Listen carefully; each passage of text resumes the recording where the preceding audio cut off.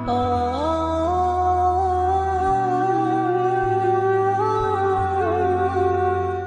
নামাজের জন্য রাসূল এত কষ্ট করেছেন, জীবনের শেষ পর্যন্ত রাসূল নামাজ আদায় করেছেন জামাতে।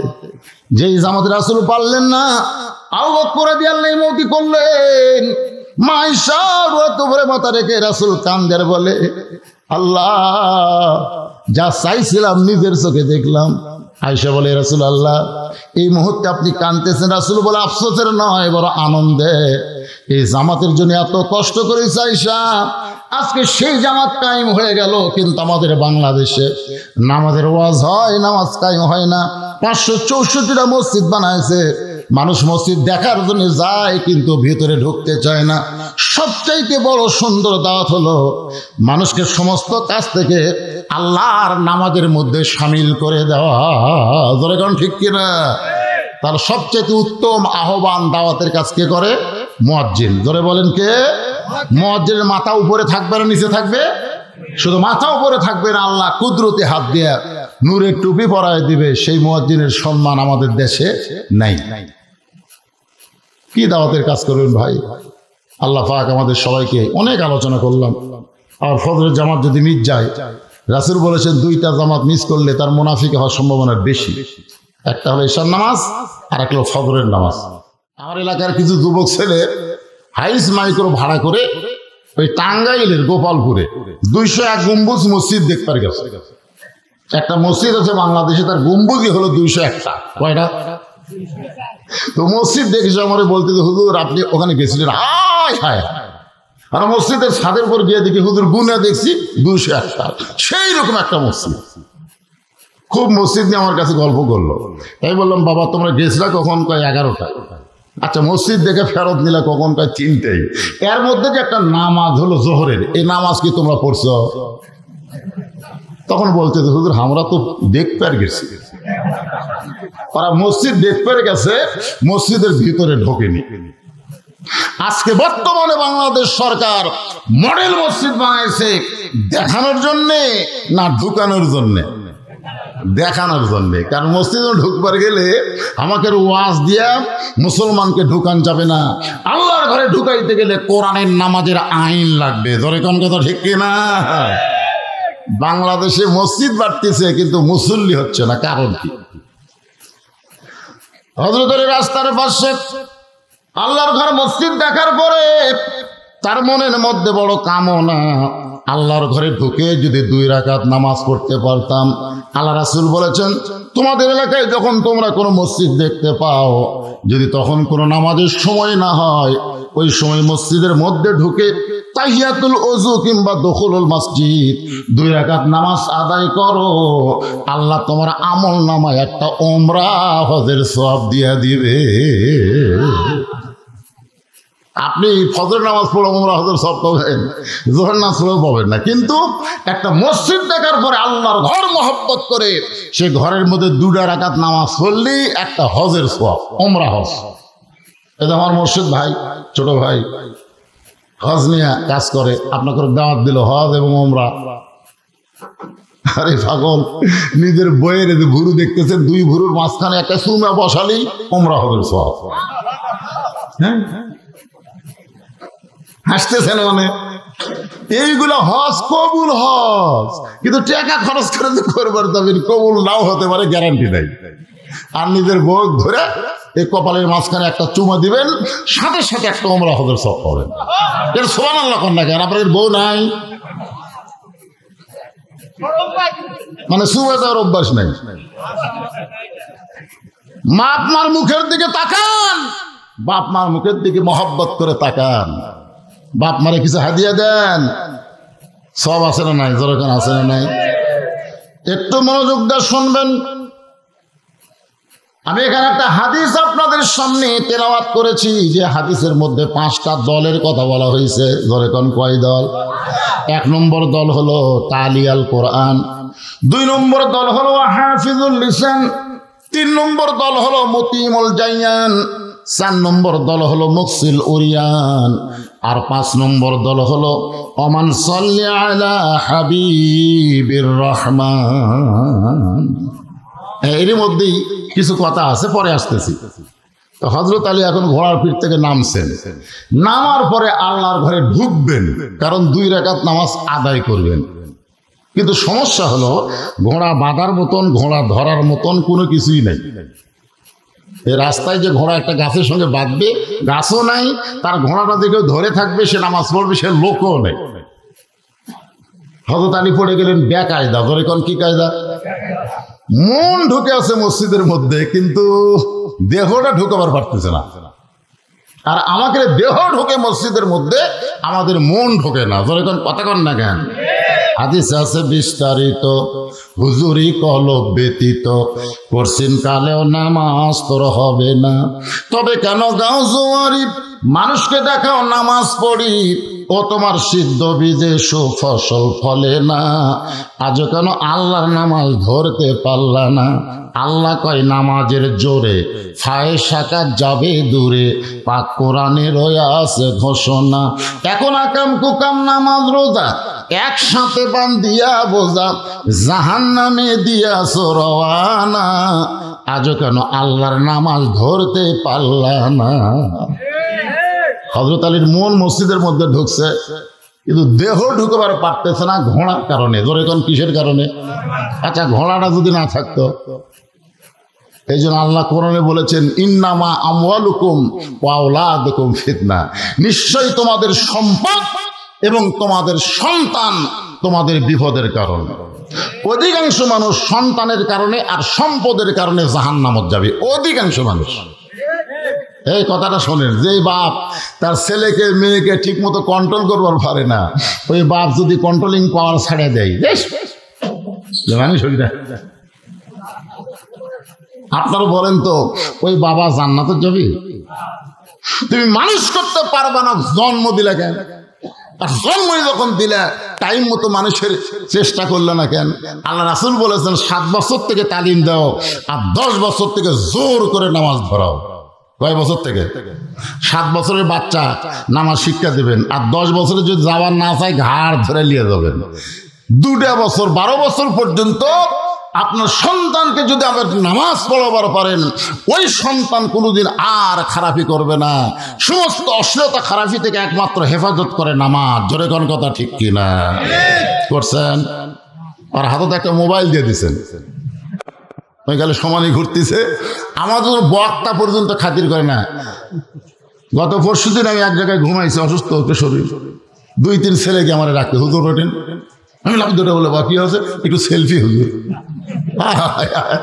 আমার মতন ঘুমন্ত হুজুরকে চেতন করার ছবি তুলবে। দেখি দেখে ছোট থেকে বড় পর্যন্ত সবার হাতে একটা করে মোবাইল। আপনারা বলেন তো, যে ছেলে নামাজ পড়ে না, ওর হাতে যদি মোবাইল থাকে, জানলা দরজা বন্ধ করে অশ্লীল ভিডিও দেখতে পারে। ধরে কোন কথা ঠিক কিনা? যে নামাজই পড়ে না। আর যেই ছেলে নামাজ পড়ে, ওর কাছে মোবাইল থাকলেও অশ্লীল ভিডিও দেখতে পারবে না। দেখবার গেলেই তার ইমান বলবে, কেউ না দেখলেও তোকে আল্লাহ দেখতেছে। ধরে কোন কথা ঠিক কিনা? একটু মনোযোগ দেবেন। 2 নম্বর হলো সম্পদ। যাদের সম্পদ আছে তারা আসলে বিপদের মধ্যে পড়ে গেছে। সম্পদ যাদের আছে, 2.5 টাকা যাকাত দেওয়া লাগবে। ধরে কোন কথা ঠিক কিনা? যদি ঠিক মতো দিবার না পারে, ওই যতই নামাজ পড়ুক রোজা করুক, ওর কোনো কিছু আল্লাহর দরবারে কবুল হবে না। আর কবরে যাওয়ার সাথে সাথে ওই টাকাগুলো সাফ হয়ে ওকে দংশন শুরু করবে। বিপদ আছে না নাই? এটা কি আমার কথা না আল্লাহর কথা? ইন্নামা আমওয়ালুকুম ওয়া আওলাদুকুম ফিতনা, নিশ্চয়ই তোমাদের সম্পদের সন্তান হলো বিপদের কারণ। হযরত চিন্তায় পড়ে গেলেন, মন মসজিদের মধ্যে গেছে, কিন্তু দেহ ঢুকাবার পারতেছে না এই ঘোড়ার কারণে। ঘোড়া বাঁধারও গাছ নাই, ধরারও কোনো মানুষ নেই। এমন সময় হয়তো দেখতেছে একজন আল্লাহর বান্দা রাস্তা দিয়ে আসতেছে। আলহামদুলিল্লাহ। এমন সময় হয়তো আলী দেখতে পাই একজন আল্লাহর বান্দা কি আসতেছে, রাস্তা দিয়ে আসতেছে। হয়তো আলী মনে মনে নিয়ত করছে, ওই বান্দারা যখন আমার কাছে আসবে, আসা মাত্রই তাকে সালাম দিব। কি দিব? সালাম দিয়ে ওর হাতে ঘোড়াটা দিয়ে আমি 2 রাকাত নামাজ পড়বো, এই বিনিময়ে ওকে 2টা দিরহাম দিয়ে দিব। সুবহানাল্লাহ বলেন। এমনি এমনি না, একটু হাদিয়া দিব। লোকটা যখন সীমানার মধ্যে আইছে, সঙ্গে সঙ্গে হযরত আলী সালাম দেয়। কথাবার্তা বলার আগেই সালাম দেওয়া। রাসূল বলেছেন আসসালামু ক্বাবলাল কালাম, কোনো কথাবার্তা বলা যাবে না, কথার শুরুতেই সালাম দিয়ে শুরু করা লাগবে। এটা কার হাদিস? অনেক নেতারাই হাদিস মানে না, অনেক বক্তারাও এখন এখানে এসে যদি কোনো বক্তা বলে আজকের মাহফিলের সম্মানিত সভাপতি, আজকের মাহফিলের প্রধান অতিথি, আজকের মাহফিল আমার শ্রোতা মণ্ডলী, পর্দার অন্তরের মা বোনেরা, সবাইকে লক্ষ্য করে আমার ভক্তিপূর্ণ সালাম, আসসালামু আলাইকুম। আপনারা বলেন তো হাদিস অনুযায়ী সালাম হচ্ছে? কেন হয়নি? কারণ আগে অনেকগুলো কথা কছে, জোরে কোন কথা ঠিক না, তারপরে সালাম মারছে। কেউ যদি আমাকে বলে হুজুর আসসালামু আলাইকুম, হবে? কেন হবে না? কারণ আগে হুজুর কছে। কেউ যদি বলে হাজী সাহেব আসসালামু আলাইকুম, হবে না, কারণ আগে হাজী সাহেব কইছে। আপনারা বলেন তো আগে সালাম না আগে হাজী সাহেব? আগে সালাম দেওয়া, হাজী সাহেব আসসালামু আলাইকুম, হাজী সাহেব আসসালামু আলাইকুম, হুজুর চলবে। এখন যদি বলেন, কেউ যদি বলে ইয়া নবী সালামু আলাইকা, হবে? কথা কন না, কেন হবে? কেন হবে না? কারণ আগে ইয়া নবী পরে সালাম মারছে। আমি যতবার মদিনাত গেছি, আমি প্রত্যেকটা মানুষকে নবীর রওজায় সালাম দেওয়া শুনেছি এবং আমিও দিয়েছি। যারা হজ করেছেন তারা সবাই জানেন কিভাবে সালাম দেয়। আসসালামু আলাইকা ইয়া রাসূলুল্লাহ, আসসালামু আলাইকা ইয়া হাবিবাল্লাহ, আসসালামু আলাইকা ইয়া নবী আল্লাহ। জোরে কারণ সুবহানাল্লাহ। তাহলে আগে কি সালাম?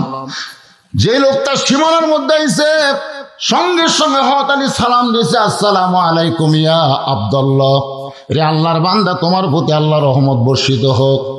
লোকটা বলতেছে ওয়ালাইকুম আসসালাম, আপনি কে হুজুর? লোকটা কি বলতেছে? ওয়ালাইকুম আসসালাম, আপনি কে হুজুর?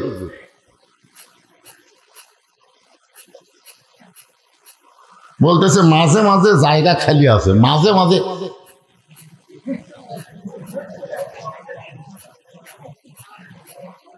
এই শোনেন, আমরা ছোটবেলায় ওই যখন হকার আসতো, হকার বোঝেন? আপনার হকার বোঝেন?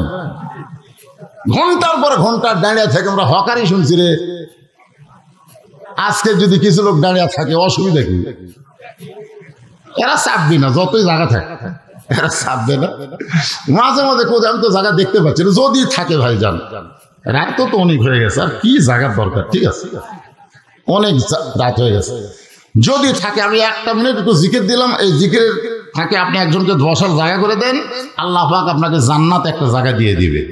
এই বিশ্বাসে সামনের দিকে চেপে বসেন আর জিকির করেন লা ইলাহা ইল্লাল্লাহ, লা ইলাহা, লা ইলাহা ইল্লাল্লাহ মুহাম্মাদুর রাসূলুল্লাহ সাল্লাল্লাহু আলাইহি ওয়াসাল্লাম। আমার কথা কি আপনারা বুঝতেছেন? হ্যাঁ, জিকির বন্ধ এখন, জবান বন্ধ করে সবাই মনোযোগ দিয়ে শুনবেন। লোকটা বলতেছে ওয়ালাইকুম সালাম, আপনি কে হুজুর? আপনারা বলেন তো ওয়ালাইকুম সালাম বলে যখন বলতেছে কে হুজুর, ওই লোকটাকে হযরত আলীরে চিনে? চিনে না? আমি যদি আপনাদের এলাকায় এসে কাউরে সালাম দেয় আর ও যদি বলে ওয়ালাইকুম সালাম, আপনি কে হুজুর, তখন বোঝা যাবে ও আমারে চিনে না। জোরে কারণ ঠিক কিনা? ওই জীবনে আমার ওয়াজ শুনে নাই, চিনবে না। কিন্তু যেই ব্যক্তি আমারে চিনে সে কোনোদিন বলবে না আপনি কে হুজুর। যেই বলতেছে ওয়ালাইকুম আসসালাম, আপনি কে হুজুর, হযরত আলী চমকে উঠলেন। হযরত আলী চমকে উঠলেন, আমারে চিনে না এমন মানুষও দুনিয়াতে আছে। আছে না নাই? কথা কোন আছে না নাই? সাইদ হুজুরকে চিনে না এমন মানুষও দুনিয়াতে আছে। আছে না নাই? কথা কোন আছে না নাই? আল্লাহর নবীরও চিনে না এমন গর্থ গাধা দুনিয়াতে আছে। আছে না নাই? কথা কোন আছে না নাই? আপনারা বলেন তো, নবীরে কেউ যদি চিনে সে কোনোদিন তাজা দাড়ি খুর দিয়া কামাবার পারবে? এই কথা কর না কেন? কেউ যদি নবীরে চিনে সে কেমনি এই জায়গা। এক মেয়ে আমারে কয়েছে হুজুর আমার স্বামী খুবই সুন্দর, আমি যখন স্বামীকে নিয়ে বাইরে যাই রাস্তার মেয়ের আমার স্বামীর দিকে তাকায় থাকে। হুজুর এমন কোন দোয়া আছে যেটা আমল করলে আমার স্বামীর দিকে মেয়েরা তাকাবে না? আমি বললাম মা একটা আমল আছে, করতে পারবা? বলে কি আমল? বলে আমলটা হলো তোমার স্বামীকে চাচা বানাও। যেই বলছি চাচা বানাবে এটা সেই কথা। স্বামী কোনদিন চাচা হয়? আমি কলাম চাচা কও না বানাও। আমি কি চাচা বলবার করছি? চাচা বানাবার করছি। তোমার স্বামীকে এমন চেহারা করো যাতে তোমার স্বামীরে চাচা কয়। তোর এখন কি কয়? বাপ দাড়ি কামায় তাক কয় ভাই, বেটা দাড়ি রাখছে তাক চাচা কয়। এরকম মানুষ আছে না নাই? জোরে কোন আছে না? হ্যাঁ, ওই স্বামীর হাত পা ধরে অনেক অনুরোধ বিনোরোধ করে স্বামীর দাড়ি রাখাইছে, এখন দাড়ি 4 আঙ্গুল হয়ে গেছে। এখন স্বামীর নিয়ে বাইরে গেলে মেয়েরা তো কেউ স্বামীর দিকে তাকায় না, আর স্বামীর দিকে কোনো মানুষ তাকায় না, কেউ তাকায় সালাম দেখে চাচা কেমন আছেন। তখন বউ করে চাকরি আমার স্বামী যখন চাচা করছে তাহলে আর কোনো শয়তান থাকলো না। বলে কোন কথা ঠিক কিনা? একটু মনোযোগ দেবেন। চিনা একটা ব্যাপার, একটা জানা একটা চিনা। এই যে কোরআনের মাহফিল আপনার বসে আছেন, এই কোরআন থেকে হেদায়েত নিতে গেলে আগে কোরআনকে আমাদের জানা লাগবে, তারপরে জানতে গিয়ে কোরআনকে আমাদের চিনা লাগবে। যেই কোরআন ধরতে গিয়ে বলা হয়েছে লা ইয়ামাসসুহু ইল্লাল মুতাহহারুন, ততক্ষণ পর্যন্ত কোরআন স্পর্শ করতে পারবা না যতক্ষণ তুমি পবিত্র না হবা। যেই কোরআন নাজিল হওয়ার কারণে যেই রাতে নাজিল হয়েছে ওই রাতের দাম 1000 মাসের চাইতেও বেশি। শুধুমাত্র নাজিল হওয়ার কারণে একটা রাতের দাম যদি 1000 মাসের চাইতে বেশি হয়, সেই রাত জাগার জন্য আমরা সারা রাত চেতন থাকি, কিন্তু কি কারণে রাতটার দাম হলো সেই কোরআনকে আমরা জানি না, চিনি না। জোরে কোন কথা ঠিক কিনা? কথা খান। আপনারা বলেন তো, লাইলাতুল কদরে খায়রুম মিন আলফি শাহর, লাইলাতুল কদর রাত 1000 মাসের চাইতে উত্তম হওয়ার কারণ কি? ওই রাতে আল্লাহ কোরআন নাজিল করছে। শুধু কোরআন নাজিল করার কারণে রাতের দাম যদি 1000 মাসের চাইতে বেশি হয়, সেই কোরআনকে গ্রহণ করলে আমাদের দাম কেমন হবে? একই গাছ দিয়ে 3টা জিনিস বানাচ্ছে, একটা খাট, একটা সোফা আর একটা রেহাল। কয়টা? 3টা জিনিস বানাচ্ছে, একটা কি খাট, একটা সোফা আর একটা রেহাল। আপনার বলেন তো এই 3টার বেশি মধ্যে দাম বেশি কার? দেখছেন দেখছেন? আরে এই কাঠ এত দামি হওয়ার কারণ কি? কোরআনের সাথে এই রেহালের সম্পর্ক, আর খাটের সাথে মানুষের সম্পর্ক, সোফার সাথে মানুষের সম্পর্ক, আর রেহালের সাথে আল্লাহর কোরআনের সম্পর্ক। আল্লাহর কোরআনের সঙ্গে সামান্য সম্পর্কের কারণে রেহালের দাম যদি বেড়ে যায়, সেই কোরআনকে বাংলার মুসলমান গ্রহণ করলে ওই মানুষটার দাম কত হবে আমাদের জানার অধিকার আছে না নাই? দরকার আছে না নাই? এমনি মাদ্রাসায় বাচ্চারা আসে না, যারা আসে তারা গরিবের সন্তান, মাথাতে একটা পাগড়ি দেওয়া হলো, সবাই খেয়ালও করলেন না। আমাদের গ্রামে একটা MBBS ডাক্তার আছে রে, আমাদের গ্রামের সচিবালয়ে চাকরি করে রে, বুয়েটের 2টা ইঞ্জিনিয়ার আছে রে, ওর গ্রামে যে 7টা হাফেজ আছে, ওই শালা একবারও করে না। বলে কোন কথা ঠিক না? তোমার গ্রাম যে ইঞ্জিনিয়ার মন্ত্রী MP হাঁটে গেলে তোমার গ্রামের গোরস্থানের কোনো লাভ নাই। আর হাফিজ সাহেব যদি হেঁটে যায়, জুতার ভরসা আল্লাহ 40 দিন কবর আযাব মাফ করে দেয়। আর সেই গ্রামে একটা হাফিজ মাদ্রাসা আছে, কত বড় ভাগ্যবান বুঝি না তো, কারণ সম্পর্কই নাই কোরআনের সাথে। আমরা দাম বুঝবো কেমনে? একটু মনোযোগ দিয়ে শুনবেন। লোকটা বলতেছে আপনি কে হুজুর? হতালি বললেন ভাই আমি যাই হই না কেন, আমার ঘোড়াটা ধরো, একটু সময়ের জন্য আমার ঘোড়াটা ধরো, আমি আল্লাহর ঘরের মধ্যে ঢুকে 2 রাকাত নামাজ আদায় করব। 2টা রাকাত নামাজ পড়া পর্যন্ত তুমি কি আমার ঘোড়া ধরতে পারবা না? লোকটা বলতেছে 2 রাকাত কেন, 200 রাকাত পড়েন, আমার কোনো আপত্তি। 2 রাকাত কেন, 200 রাকাত পড়েন, আমার কোনো আপত্তি নাই। আলী চমকে গেল, কে রে? যেই বেটা আমি সালাম দিলে আপনি কে হুজুর? আর তার ঘোড়া বলতে 2 রাকাত কেন, 200 রাকাত পড়েন, আমার কোনো আপত্তি নাই। অতি ভক্তি, যখন অতি ভক্তি আমাদের বাংলাদেশে অতি ভক্তি চোর। এদের সামনে আবার উপজেলা নির্বাচন আসতেছে না? হ্যাঁ, অতি ভক্তির লোকের আসবে। কি ভক্তি ভাই! রাস্তা দিয়ে ফকির যাচ্ছে, ড্রাইভারও কাছে গাড়ি থামাও। ড্রাইভার বলে স্যার গাড়ি থামাবো কেন? বলে মানুষ যাচ্ছে, চোখত পড়ে না। বলে রাস্তার তো কোনো মানুষ নাই, ওটা কি আসছি স্যার? ওটা তো ফকির, ভোটের আগে ফকির রোজা আহমদে থামা।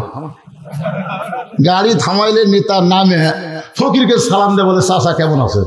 ফকির খেলে চারিদিকে এরকম দেখে, তুমি কারে সালাম দিলা বাবা? আপনারই দিলেন। আমি তো মানুষ না, ভিক্ষা করে খাই। ভোটের আগে আপনিও যা, আমিও। আপনারা বলেন যারা অতি ভক্তি করে গরিবের বন্ধু হয়, এরা কিন্তু সবচাইতে বড় বাটপার। জোরে কোন কথা ঠিক কি না?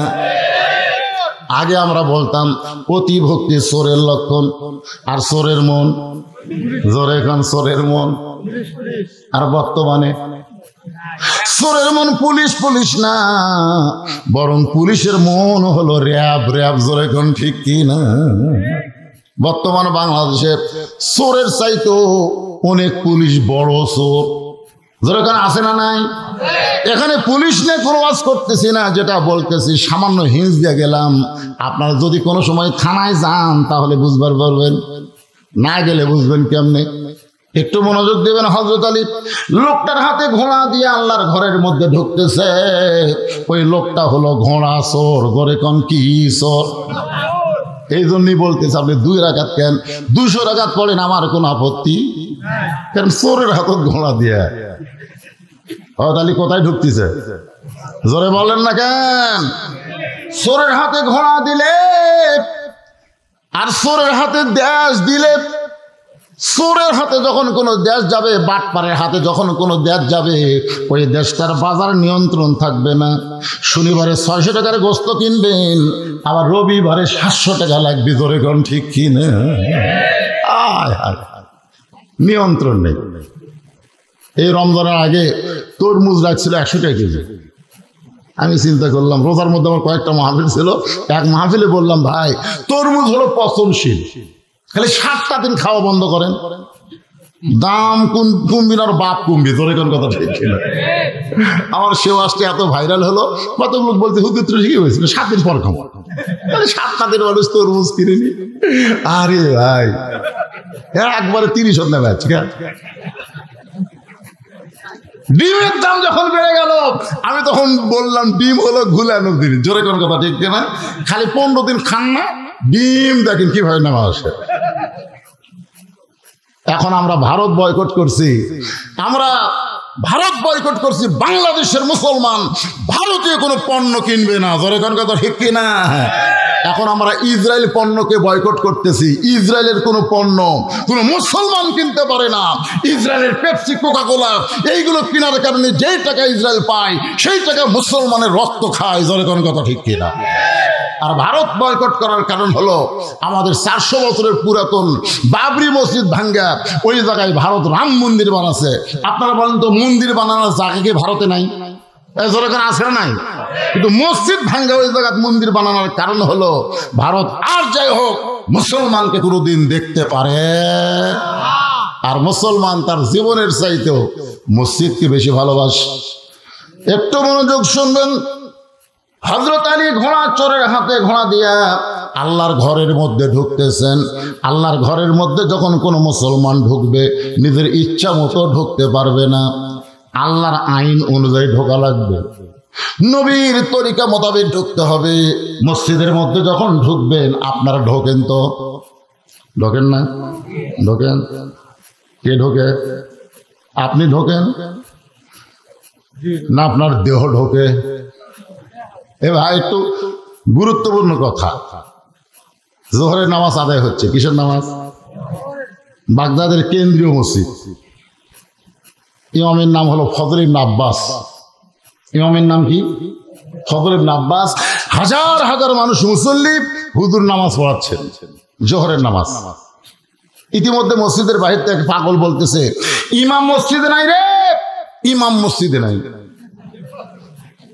তখন সমস্ত মুসল্লি চোখ তেরা করে দেখতেছে, আচ্ছা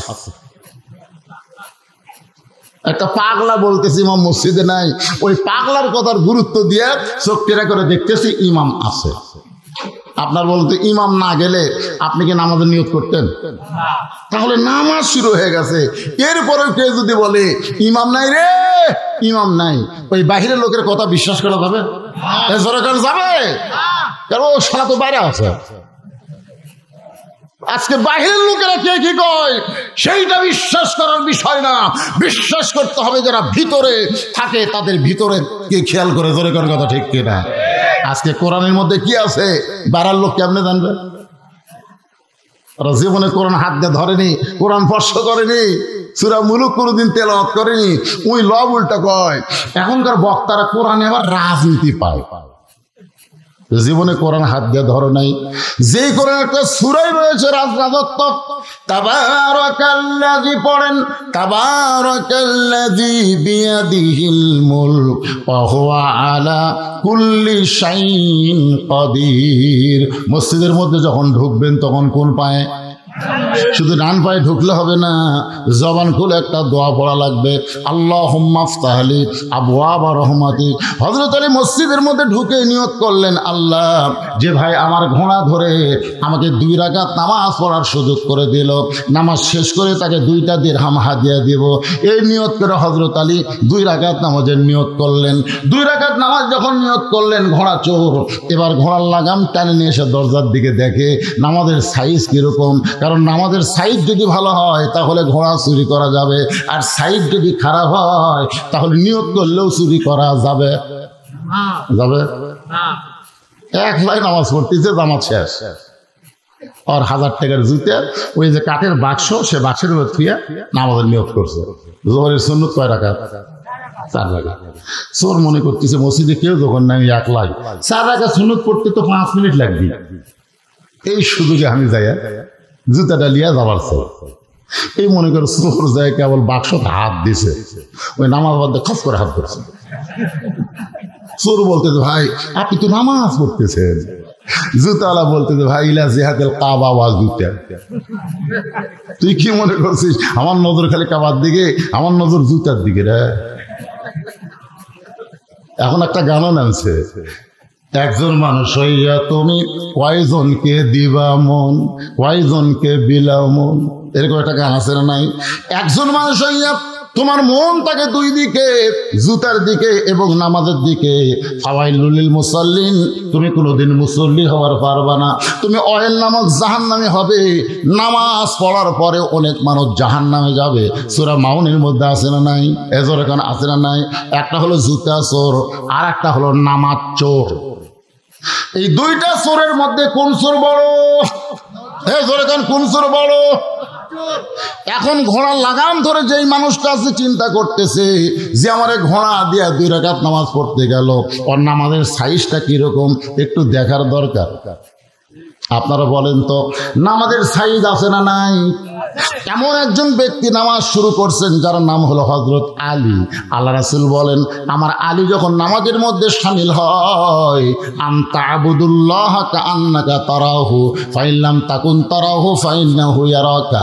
শুধুমাত্র হযরত আলীর জন্য বুখারী শরীফের এই হাদিস নবী আমাদের সামনে বয়ান করেছেন, যখন তোমরা নামাজের মধ্যে ঢুকে যাবে, নামাজের মালিক আল্লাহকে তোমরা দেখতে পাবে। যদি আল্লাহ দেখা সম্ভব না হয়, আল্লাহ তোমাকে দেখতেছে, এই বিশ্বাস তোমার কলিজার মধ্যে চলে আসবে। বুখারী শরীফের হাদিস। আচ্ছা আমরা কি আল্লাহ দেখবো ভাই? কিন্তু আল্লাহ যে আমাকে দেখতেছে এই ব্যাপারে কোনো সন্দেহ আছে?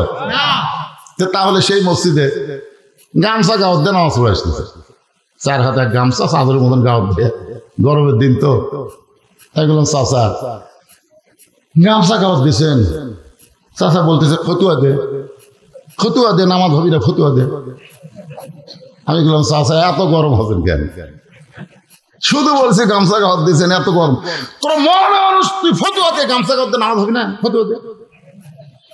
আমি বললাম চাচা এই গামছা গাওয়ার দিয়ে আপনি জামাইয়ের বাড়ি যাওয়ার পারবেন? চাচা বলতে তুই কি পাগল হয়েছিস, আমার পাঞ্জাবি নাই। এই বছরই 7টা পাঞ্জাবি বানাছি, 5টা আমার দিছে, তাহলে 12টা পাঞ্জাবি আমার আছে। তাহলে গামছা গাওয়াতে জামাইয়ের বাড়ি যাবো কেন? যার পাঞ্জাবি আছে সে আবার গামছা গাওয়াতে যাবে কেন? তো গামছা গাওয়াতে জামাইয়ের বাড়ি যাওয়ার পারবেন না, আল্লাহর ঘরত আসেন। আপনার জামাই দেখবে দেখে আপনার শরম লাগতেছে, আপনি যে আল্লাহর ঘরের মধ্যে ঢুকতেছেন, আল্লাহ কি দেখতেছে? কথা কর না কেন? দেখতেছে না? লিবাসুত তাকওয়া, আল্লাহ কোরআনে বলেছেন এমন একটা পোশাক পরে মসজিদের মধ্যে ঢুকবে যে পোশাক তোমাকে তাকওয়ায় পৌঁছে দিবে। জোরে কোন সুবহানাল্লাহ। এমন একটা সাত গাওয়াত দিছে টিকনার উপর, এক ফুল প্যান্ট পরছে এত টাইট, সেই গেছে পিছনের জিনিস টেপা হয়ে আছে। এখন আর পাশে যে বেটা নামাজ ধরছে আর কামরা ঠিক আছে, কথা কন না কেন?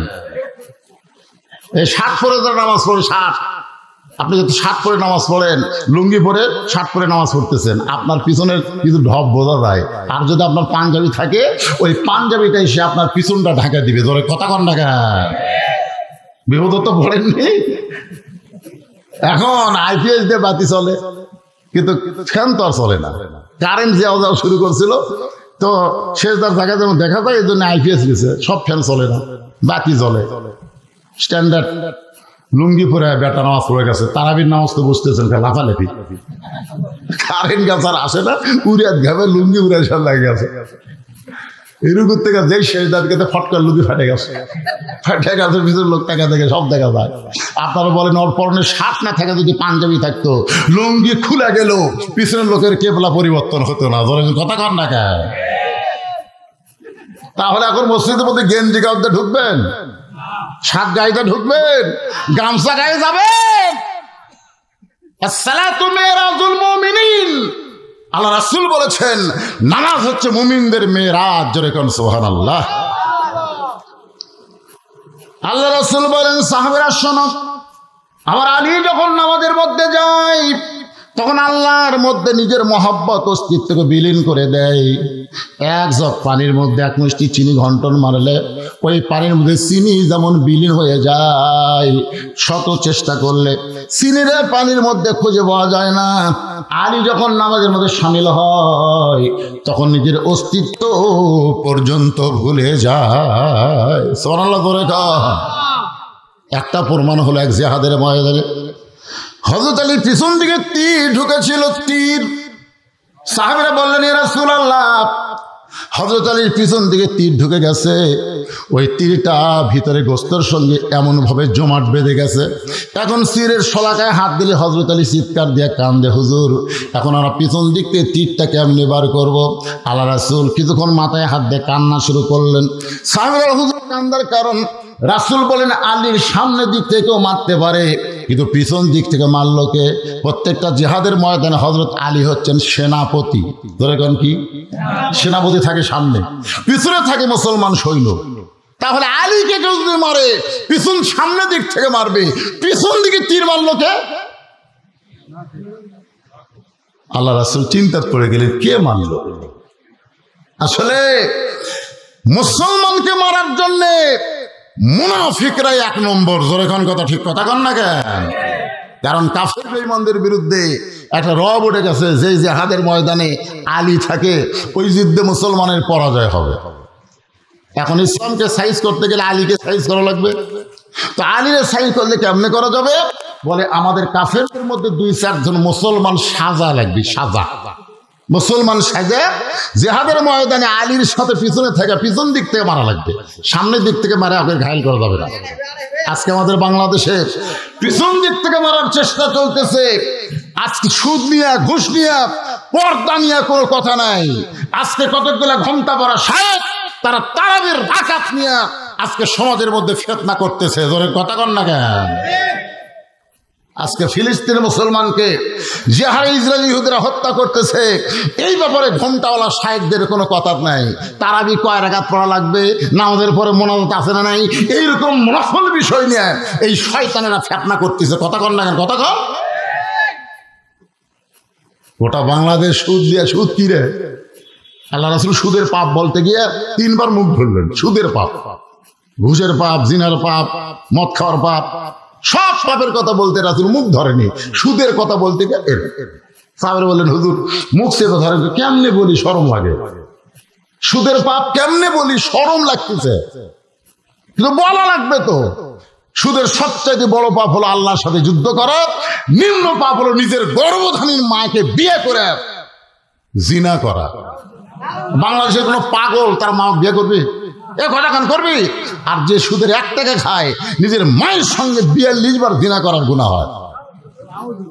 আজকে টিভিতে দেখবেন সুদ নিয়ে কোনো আলোচনা নাই, খালি আলোচনা হচ্ছে সারা তারাবির নামাজ কয় রাকাত, জোরে করে কথা ঠিক কিনা? আমাকে একজন বলছে, হুজুর আমাদের গ্রামে 2 মসজিদ আছে, 8 রাকাতও আছে, 20 রাকাতও আছে, কোনটার যাবো? এখন তোর যেটা ভালো লাগে সেটা যা। 8 রাকাত শুনবার দিক দিয়ে ভালো লাগে, কিন্তু শালাকে নামাজ এত ঢিলে, 1.5 ঘন্টা লাগে। আর 20 রাকাত শুনতে বেশি, কিন্তু এত তাড়াতাড়ি হয়, 40 মিনিটই মনে হয়, মানে সব শেষ। তাহলে যা, যত মন চায় ওই 20 রাকাতে যায়, লাফাবার যায়, ধরে কেন কি করবার যায়? এত ধরে ইমাম সাহেব সূরা ফাতিহা কথা বুঝলেন, একে কান্দের ফেরেশতারা কলম ধরে আছে। আল্লাহ কয়, কে রে লিখিস না কেন? কি করলো হুজুর সূরা ফাতিহার নামে যে কি করলো আমরা তো বুঝবারই পারলাম না, লেখমুখী দলিল মানে ধরতি শেষ, ফেরেশতা লেখা রাখি সূরা ফাতিহা শেষ। আপনারা জানেন সূরা ফাতিহা কি? সূরা ফাতিহা হলো উম্মুল কোরআন, কোরআনের জননী। গোটা কোরআনে যা আছে সূরা ফাতিহার মধ্যে আল্লাহ তাই দিয়ে দিয়েছে, জোরে করে সুবহানাল্লাহ। সবচাইতে বড় মোনাজাত হলো সূরা ফাতিহা। সূরা ফাতিহার এক নাম হলো সূরা কানজ, খুনি। আল্লাহর কাছে যদি কিছু পাবার চান সূরা ফাতিহার মাধ্যমে চাওয়া লাগবে। এখন আমরা ফকিরের এক ধনীর দরজা যা ভিক্ষা করতেছি, ভিক্ষা দাও, ভিক্ষা দাও, ভিক্ষা দাও, ভিক্ষা দাও, ভিক্ষা দাও, ভিক্ষা দাও, ভিক্ষা দাও। বাড়ি এলাকায় কারি ভিক্ষা চায় না, মিছিল করে দেয়। বার হেসে বলতেছে, তুই কি চাই? ভিক্ষা দাও, ভিক্ষা দাও, ভিক্ষা দাও, ভিক্ষা দাও। মানে এত ফোর্সে করছে। আপনারা বলেন তো, বাড়িওয়ালা ভিক্ষা দিবি না পিটন দিবি? ভিক্ষা যদি চাস ফকিরের মতন চাত, মা চারালি, বাবা 6 লিখ, 2 দিন হলে না খেয়ে আসি, দয়া করে আল্লাহর হস্তে আমাকে একটু ভিক্ষা দাও। তুমি ফকির হইয়া মানুষের দরজায় ভিক্ষা চাইতে পারো 6 লিখ টান দিয়ে, আর সূরা ফাতিহা আল্লাহর কাছে ভিক্ষা চাইতেছো, এত ফোর্সে বললে হবে না। অন্তত স্বাভাবিকভাবে সূরা ফাতিহা তেলাওয়াতের দরকার আছে না নাই?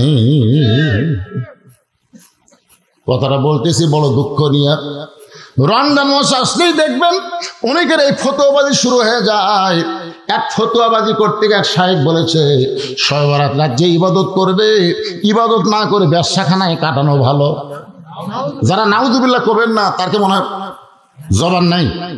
আচ্ছা, ব্যবসাখানায় রাত কাটানো কোনোদিন ভালো হতে পারে? শবে বরাত মানুষ কোথায় পালন করে?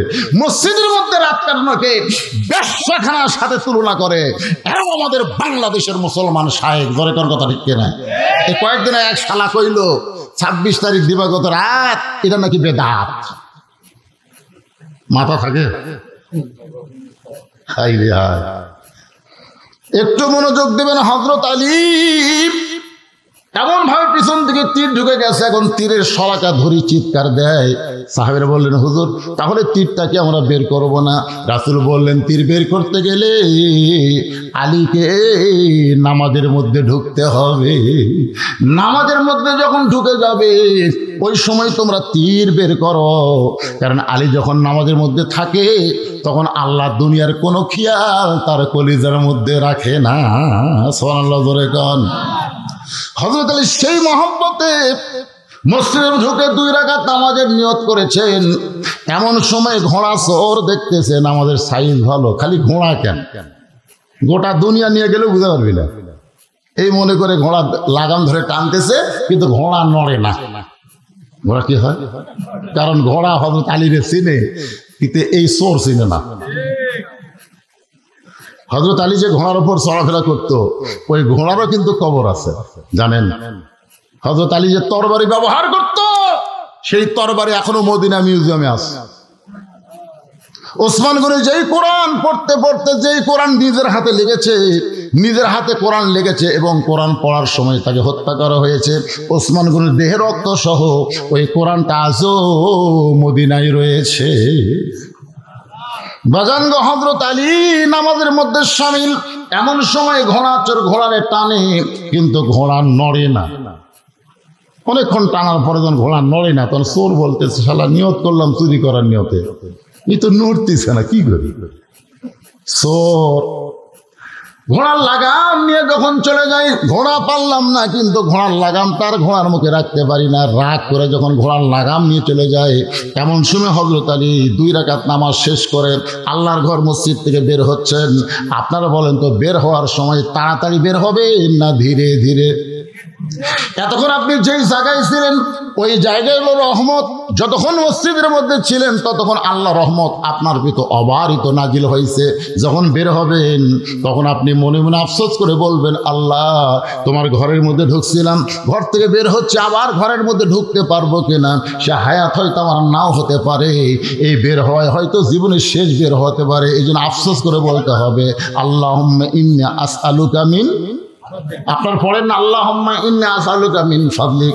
হযরত আলী মসজিদ থেকে বের হওয়ার পরে হাতের মধ্যে 2টা দিরহাম নিয়ে 2টা টাকা নিয়ে ঘোড়ার দিকে রওনা দিলেন। ঘোড়ার কাছে গিয়ে দেখে ঘোড়া আছে, কিন্তু ঘোড়া ধরার মানুষ নাই, ঘোড়ার মুখেও লাগাম নাই।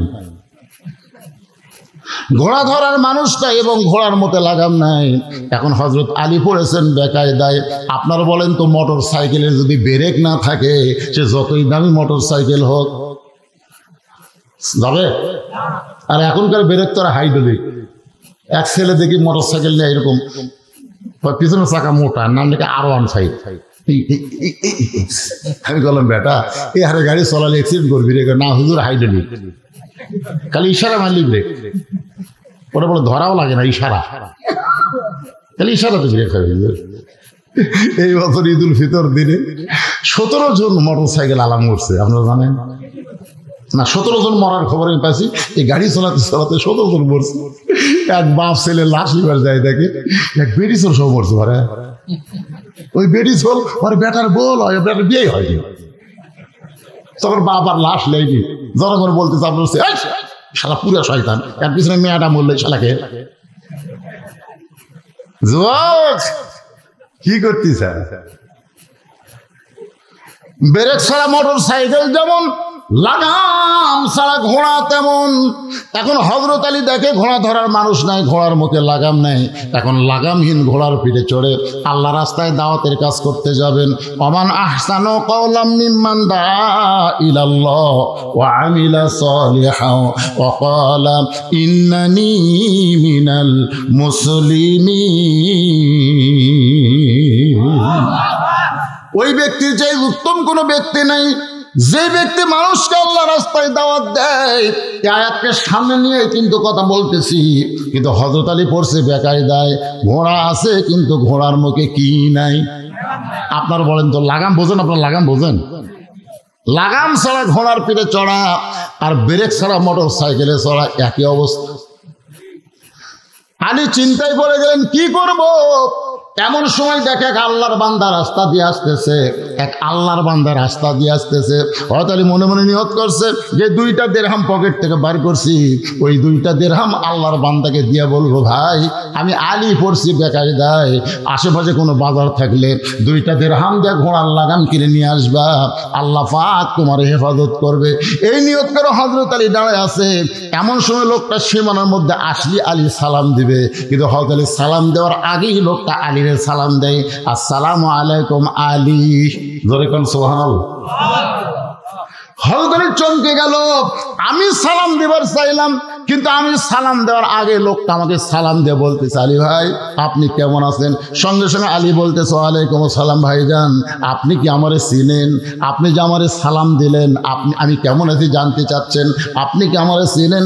সঙ্গে সঙ্গে লোকটা কান ধরে বলে, আপনাকে চিনে না এমন মুসলমান দুনিয়াতে না। সাল্লাল্লাহু আগেরটা কি করছিল? কথা কয় না কেন?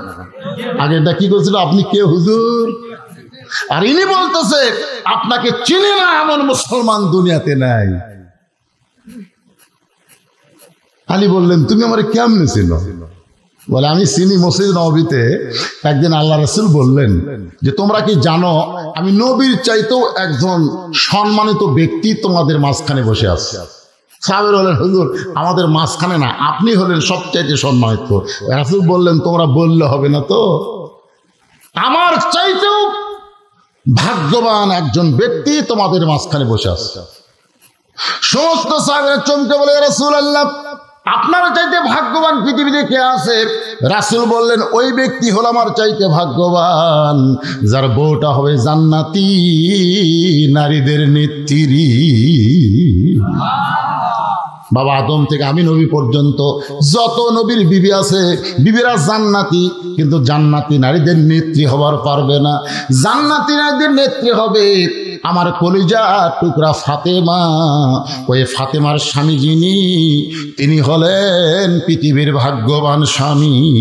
সুবহানাল্লাহ না খান? হ্যাঁ। রাসূল বলেন, খাদিজা মনটা ভার করে থাকো। কারণ কি? বলে, হুজুর যে কোনো সময় আমার মৃত্যু হবে। হুজুর মরার আগে একটা খুশির খবর কি আপনি আমাকে দেওয়া যায় না? রাসূল বলেন, খুশির খবর হলো এই দুনিয়াতে 10 জন পুরুষকে আল্লাহ জান্নাতের সার্টিফিকেট দিয়েছে। কয়জন? 10 জন নারীকেও আল্লাহ জান্নাতের সার্টিফিকেট দিয়েছে। তো এখন খাদিজা বলে, হুজুর আমি এতদিন জানতাম 10 জন পুরুষকে আল্লাহ জান্নাতের সার্টিফিকেট দিয়েছে, 10 জন নারীকে। বলে, পুরুষের মধ্যে 1 নম্বর জান্নাতি হলো আবু বকর, আর নারীদের মধ্যে 1 নম্বর জান্নাতি হলো খাদিজাতুল কুবরা। কি খুশি! রাসূল বলে, খাদিজা খুশি কেন? বলে, 1 নম্বর জান্নাতি খুশি হব না? আল্লাহ রাসূল বলে, খাদিজা আল্লাহ আপনাকে জান্নাতের 1 নম্বর জায়গা দিবে, কিন্তু জান্নাতে নারীদের নেত্রী আপনি হবার পারবেন না। জান্নাতে নারীদের নেত্রী হবে আপনার কলিজা টুকরা মেয়ে ফাতেমা। খাদিজা বললেন, ইয়া রাসূলুল্লাহ, আমি হলাম মা, ফাতেমা হলো মেয়ে। আমি মাকে বাদ দিয়ে আল্লাহ ফাতেমাকে সাইয়্যিদাতুন নিসা আহলিল জান্নাহ কেন ঘোষণা করলো? রাসূল বলেন, খাদিজা কারণ হলো 2টা। 1 নম্বর কারণ হলো আপনি আপনার হায়াতের 55 বছর কাফের ছিলেন, আর ফাতেমা জন্মসূত্রে জান্নাতি হয়ে জন্মেছে। কারণ মা খাদিজা যখন ঈমান গ্রহণ করছে তখন খাদিজার বয়স হলো 55 বছর। জোরে কোন কয় বছর? ও খাদিজা, আপনার নাকের চেহারা, মুখের চেহারা দুনিয়ার বহু পুরুষ মানুষ বলতে পারে, কিন্তু ফাতেমা এমন পর্দানিশী, তার নাকের চেহারা, মুখের চেহারা দুনিয়ার কেউ বলতে পারবে না। শুধুমাত্র পর্দানিশী হওয়ার কারণে আল্লাহ ফাতেমাকে খাতুনে জান্নাত ডিগ্রি দিয়েছে। আমার মা বোনেরা, পর্দার অন্তরালে কম না বেশি? এজরে কোন কম না বেশি?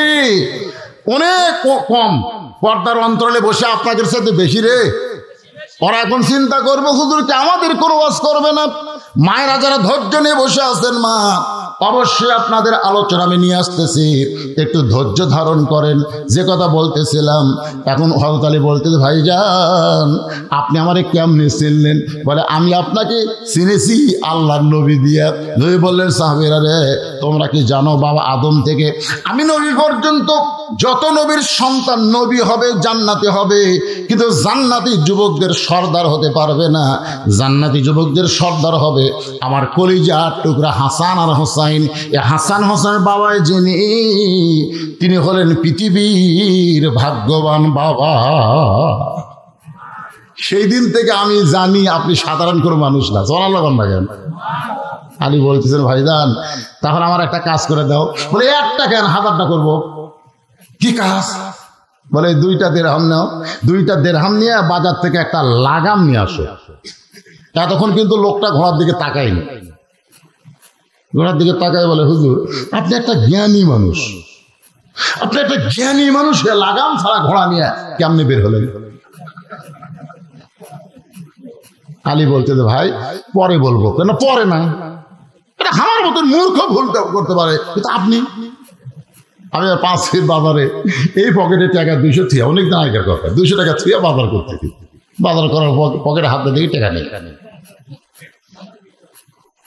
দোকানদার বলতে, হুজুর কি ভাই এই পকেটে টাকা রাখছিলাম, টাকা তো নাই। আপনি বলে, হুজুর আপনার ওয়াজ জনগণ শোনে। আমি বললাম, মিয়া টাকা হারাছে আমার, তুমি করো।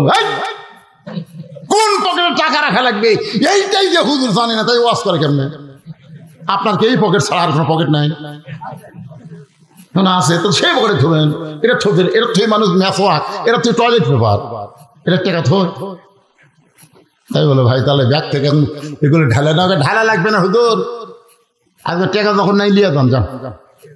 আমি বললাম, ভাই এই খবর জান তুমি কাকে দিও না, তুমি যে গরম অবস্থা জনগণ শুনলে একই অবস্থা।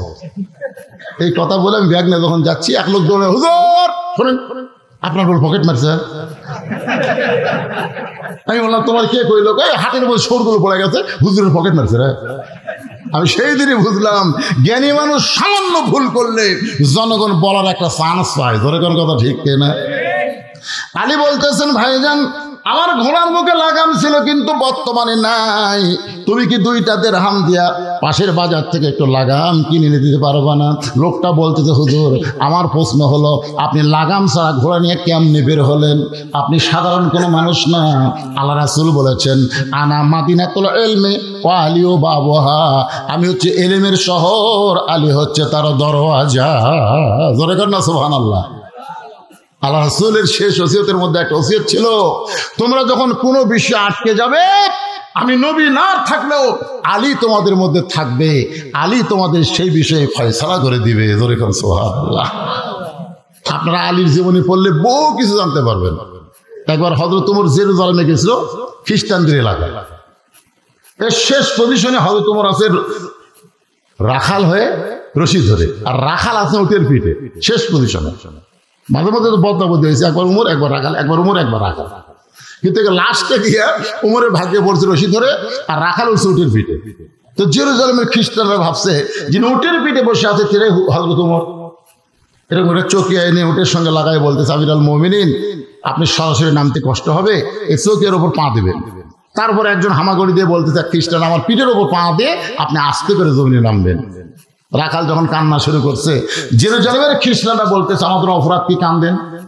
বলো অপরাধ তোমাদের কিছু না, তোমরা আসলে চিনতেই পারতেছে না, আমি হযরত ওমর নই, আমি হলেন একজন রাখাল, আর যিনি জমিনে রশি ধরে দাঁড়িয়ে আছেন তিনি হলেন হযরত ওমর। জেরুজালেমের খ্রিস্টানরা বলে এটা কেমনে হয়? অর্ধ পৃথিবীর খলিফা হয়ে জমিনে রশি আর রাখাল হয়ে উটের পিঠে কেমনে হয়? রাখাল বললেন, আল্লাহর কোরআন দিয়ে যখন রাষ্ট্র চলবে তখন নেতা আর জনগণের মধ্যে এমন ভারসাম্যতা এসে যায়। ধরে করছো আল্লাহ। খ্রিস্টানরা বলতেছে তাহলে খামাখা আর ওই খ্রিস্টানের মধ্যে থাকবো কেন? হযরত ওমরের চরিত্র আদর্শ দেখে হাজার হাজার খ্রিস্টান ইসলাম গ্রহণ করলো। ধরে করছো সুবহানাল্লাহ। কিন্তু যতগুলাই ছিল তাদের মধ্যে সবাই ইসলাম গ্রহণ করলে একজন বেকা ছিল। বেকা বেকা বোঝেন না? এখানে অনেক মানুষ কিন্তু আজকে ওয়াজ শুনে বুঝতেছে, আমলের নিয়ত করছে, কিন্তু কতগুলো লোক চিন্তা করে যা আসলাম তাই, আগেও যা পরেও তাই। আগে এশার নামাজও পড়েনি, ওয়াজের শেষে ফজর সেটাও পড়বি না, আগেও যা পরেও তাই। কুত্তার নেদের মতন বেকা আছে না নাই? দরকার আছে না নাই? তো ওই বেকা ওই মারছে দৌড়, ইমান গ্রহণ না করে এক দৌড়ে পাদ্রির কাছে গেছে। খ্রিস্টান ধর্ম যারা প্রচার করে এদেরকে বলা হয় পাদ্রি। হিন্দুদের মধ্যে হলো বামন, আর মুসলমানের মধ্যে হলো পীর। আমরা মৌলানারা কিন্তু তেমন সম্মানী না, মুসলমানের মধ্যে সবচেয়ে সম্মানী হলো পীর সাহেব। ধরে কোন কি সাহেব? আমি বহু পীরকে দেখছি তাদের হাতে কেউ মুসাফা করলে খালি হাতে করে না, 50 টাকা 100 টাকা থাকি, কিন্তু আমার হাতে কেউ মুসাফা টাকা দেওয়া করে। তখন আমি বুঝি এই হাতের চাইতে হাতের দাম বেশি পারে। তো মুসলমানের মধ্যে পীর, হিন্দুদের মধ্যে বামন, খ্রিস্টানদের মধ্যে পাদ্রী। ওই বেকা দৌড়ে গিয়ে বলে, হুজুর ঘরের মধ্যে বসে জিকির মারেন, মদিনার থেকে উমর এসে সবগুলো মুসলমান করছে। পাদ্রী খুব চালাক চতুর মানুষ, এক দৌড়ে গিয়ে বলে, উমর আমিও তোমার হাতে মুসলমান হওয়ার চাই। ওমর ফারুক বললেন, আপনার মতন মহান ব্যক্তি যদি ঈমান গ্রহণ করে ইসলামের প্রতি চলা বড় সহজ হয়ে যাবে, তাহলে আপনি পড়েন কলেমা। পাদ্রী বলতে যে পড়ার আগে আমার 4টা প্রশ্ন আছে, উত্তর দিবার পারলে মুসলমান হব, নচেত কিন্তু মুসলমান হব না। ওমর ফারুক বলে, পাদ্রী রে কি প্রশ্ন? বলে 1 নম্বর প্রশ্ন হলো, পৃথিবীর এমন কোন জায়গা সূর্যের আলো একবার পড়েছে কিয়ামত পর্যন্ত ওই জায়গায় সূর্যের আলো পড়বে না, ওই জায়গার নাম বলতে হবে। এই ওমর, আমার 2 নম্বর প্রশ্ন হলো, পৃথিবীর এমন কোন কবর যেই কবরটাও জীবিত, কবরের মধ্যে লাশটাও জীবিত, ওই কবর এবং লাশের নাম বলতে হবে। আমার 3 নম্বর প্রশ্ন হলো, পৃথিবীর এমন কোন 2 যমজ ভাই একই সঙ্গে জন্মগ্রহণ করছে, আবার বহু বছর একসঙ্গে 2 ভাই মৃত্যুবরণ করছে, কিন্তু এক ভাইয়ের সাথে 100 বছরের বড়, এই 2 ভাইয়ের নাম বলতে হবে। আমার 4 নম্বর প্রশ্ন হলো, ওমর পৃথিবীর এমন কোন কারাগার যে কারাগারের মধ্যে মধ্যে কয়েকদিন নিঃশ্বাস দিবার পারে না, এরপরেও জীবিত থাকে, এই 4টা প্রশ্নের উত্তর যদি দিবার পারো তাহলে আমি পাদ্রী মুসলমান হব। ওমর ফারুক বলে, পাদ্রী ভাই, উত্তর তো দেওয়ার কথা দূরের কথা, এমন প্রশ্ন আমি জীবনে শুনি নাই। উমর ফারুক উত্তর দিবার না পারে, তখন পাদ্রী আর ঈমান গ্রহণ করে নাই। উমর ফারুক জেরুজালেম থেকে যখন মদিনায় আসলেন, আলীর সঙ্গে দেখা। আলী বলতেছে, আমিরুল মুমিনিন, জেরুজালেমের খবর কি? উমর ফারুক বললেন, হাজার হাজার খ্রিস্টান মুসলমান হয়েছে, কিন্তু একটা পাদ্রী মুসলমান হবার চেয়ে হইল না। উমর ফারুক বললেন, আলী আমাকে 4টা প্রশ্ন করেছে, উত্তর দিবার পারলে মুসলমান হতো, কিন্তু আমি উত্তর দিবার পারি নাই বলে সে মুসলমান হয়নি। আলী বলতে, কি প্রশ্ন করছে? ওমর ফারুক বলেন, 1 নম্বর প্রশ্ন হলো, পৃথিবীর এমন কোন জায়গা সূর্যের একবার পড়েছে কিয়ামত পর্যন্ত পড়বে না, ওই জায়গার নাম কি? আলী বলতেছে, ওই জায়গা হলো ওমর যখন হযরত মুসা আলাইহিস সালাম যখন সাগর পাড়ি দেয়, ওই সময় আল্লাহ সাগরকে রাস্তা বানায় দিছিল। ওই রাস্তায় যখন ফেরাউন নামছে, আবার সাগর পূর্বের মতন হয়ে গেছে। ওই যে মুসা আলাইহিস সালাম যখন রাস্তা হয়েছিল, ওই সময় সূর্যের আলো সাগরের তলদেশে গেছে। সাগর একত্র হওয়ার পরে কিয়ামত পর্যন্ত আর সূর্যের আলো ওই জায়গায় পড়বে না। ওমর ফারুক কয়, আলী রে, আমার প্রশ্ন কোয়া শেষ না হতে উত্তর শেষ। 2 নম্বর প্রশ্ন হলো, পৃথিবীর এমন কোন কবর জীবিত, লাশটাও জীবিত? আলী বলতেছে, কবর হলো মাছ, আর লাশ হলো ইউনূস আলাইহিস সালাতু ওয়াস সালাম। এই ভাই, আমার খিদা বেশি, অনেকগুলা খেতে খাইছি, বিচি অনেকগুলা, কিন্তু তোমরা বলো তো খিদা কার বেশি, যে বিচি বার করে খায় না বিচি সহ খায়? তো বলতে তো খিদা তো তারই বেশি, তাই বিচি বার করার সময় পায় না। তো নবীর দিকে তাকায় দেখে একটাও বিচি নেই, মানে এত খিদা লাগছে বিচিগুলো পর্যন্ত বার করে পারে। সঙ্গে সঙ্গে রাতে বলে, আল্লাহ নবী বলে, ওঠো। আলীকে উঠায় নিয়ে বুকের সঙ্গে জাপটে ধরে বলেন, আলী রে, আমি হলাম এলেমের শহর, তুই হলি সেই শহরের দরওয়াজা। ধরে কোন সুবহানাল্লাহ। লোকটা বলতেছে, ভাইজান, আপনার মতন মহান ব্যক্তির যদি লাগাম কিনে এনে দিবার পারি, এই ওসিলায় আল্লাহ হয়তো আমারে জান্নাত দিবে। সরাল্লাহ না কেন? আলী বলতেছে, আমার ঘোড়ার লাগাম কিনে এনে দেওয়ার ওসিলায় আল্লাহ তোমারে জান্নাত দিবে। এইটা তুমি কেমনে বুঝলে? বলে, আমি বুঝিনি তো, রাসূল বুঝাইছে। আপনার হয়তো মনে নাই, আপনার বিয়ার খবর কি? বিয়ার খবর কি? কোনদিন নিজের ইচ্ছায় বিয়ে করতে চান নাই, সঙ্গে আল্লাহ তাআলা আপনার ব্যাপারে ঘটকালি করেছে। জোরে করে সুবহানাল্লাহ। রাসূল বলে, আলী রে, বিয়ে করবো? আলী বলে, হুজুর, খিদা লাগলে আপনার কাছে আসি, আপনি খাবার দেন, আর যদি আপনি বলেন নাই, সারাদিন না খেয়ে থাকা লাগে, আমার আবার বিয়ে। আল্লাহ রাসূল বলে, রে, মক্কার বহু, মদিনার বহু ধনী ধনী বিয়ে করবার চাইছে রে আমার কলজার টুকরা ফাতেমাকে, কিন্তু আল্লাহ রাজি হয় না।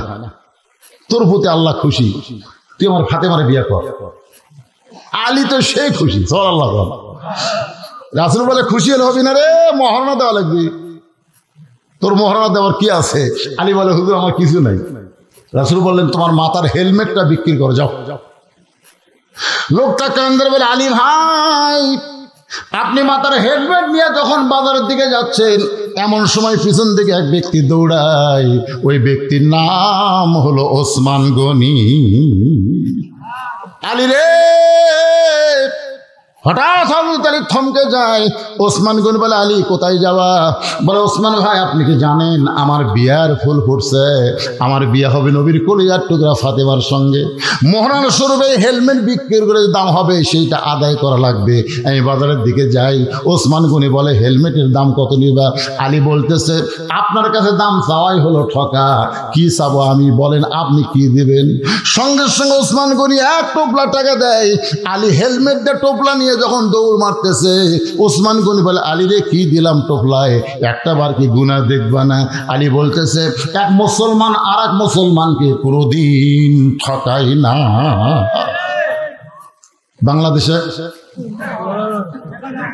বাংলাদেশে যত ঠকাই কোন মাসে? কথা কন না কেন? কোন মাসে? এত ঠকায়। কিন্তু হযরত আলী বলতেছে, এক মুসলমান আর এক মুসলমানকে কোনোদিন ঠকায় না। ওসমান গনি বলে, গুনিয়ে দেখা সুন্নত। গুনে দেখে কি? আলী গুনে দেখলেন 480 দিরহাম। আলী কান্দেল, ওসমান ভাই একটা সাধারণ হেলমেটের দাম কি কোনোদিন এত হয়? ওসমান গনি বলে, আলী রে, গোটা পৃথিবী বিক্রি করে দিলেও আসাদুল্লাহ গালিবের হেলমেট কেউ কিনতে পারবে না। তোমার হেলমেট কেউ মাথায় দেওয়ার পারবে? তোমার হেলমেট তোমার আমি দিয়ে দিলাম। সঙ্গে সঙ্গে আলী কান্দে, ওসমান ভাই আজকের এই বিপদের দিন আমার হেলমেট কিনলেন, আমার হেলমেট আমারে দিলেন, কারণ কি? ওসমান কান্দারও শুধুমাত্র জান্নাতের আশা। ওসমানের মতন মহান ব্যক্তি যদি আপনার বিবাহের সময় হেলমেট কিনে আবার হেলমেট ফেরত দেয় জান্নাতের আশায়, তাহলে আপনার ঘোড়ার লাগামটা আমি কিনে দেব কেবলমাত্র জান্নাতের আশা। আমাদের জান্নাতের দরকার আছে না নাই? আলী লোকটাকে 2টা দিরহাম দিল, ওই 2 দিরহাম নিয়ে বাজারে গেছে। গোটা বাজার ঘুরতেছে, ঘোড়ার লাগাম নেই। যেখানে যায় কয়, ভাই আমাদের এই বাজারে তো ঘোড়ার লাগাম বিক্রি হয় না রে, এখানে হয়তো পাওয়া যাবে না, আপনি আর এক বাজারে যান। লোকটা চিন্তায় পড়ে গেছে, তাহলে আর এক বাজার কোন দিকে? এমন সময় ওই লাগাম চোর, ধরে এখন কি চোর, কে নিবা লাগাম, কে নিবা লাগাম? লোকটা দৌড়েছে বলে, ভাই গোটা বাজার খুঁজে তখন লাগাম নাই, তুমি লাগাম বিক্রি করতে আইছো, দাম কত নিবে? বলে 2 দিরহাম। সঙ্গে সঙ্গে 2 দিরহাম দিয়ে হাত ধরে বলতেছে, আল্লাহ তোমার জান্নাত দিক। শুন করছে কে রে? আপনার কি মনে করেন? সুদারু ঘুষারু 10,000 টাকা দান করলো, আর একটা গরিব মানুষ 20 টাকা দান করলো, আল্লাহর কাছে কোনটার দাম বেশি? কিন্তু বক্তারা 20 টাকা যে দান করছে ওর খবরই নাই, লিয়ে ছুঁয়ে দিছে, আর 10,000 দিলে হাত তুলে, আল্লাহ আল্লাহ কাছে যত দোয়া কর কবুল হবে না, যতই দোয়া কর কবুল হবে না। আল্লাহ মানুষের অন্তর্জামী, ধরে কোন কথা ঠিক কিনা? কথা অন্তরের খবর জানে খেয়ে। যেই বলছে ভাই আল্লাহ আপনাকে জান্নাত দিবে, সঙ্গে সঙ্গে লাগাম চোরা চমকে উঠছে, কারণ জানে এই লাগাম হলো চুরি করা, এইটা বিক্রি করে কোনোদিন জান্নাত পাওয়া যায়? কথা কন না কেন? যায়। চুরি করা, ঘুষ খাওয়া, সুদ খাওয়া, টাকা দান করলে জান্নাত পাওয়া যাবে না।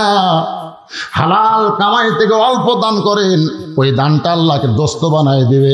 রাসূল বলেছেন, সফি হাবিবুল্লাহ, যারা দান করবে তারা আল্লাহর দোস্ত। ধরে কোন সুবহানাল্লাহ।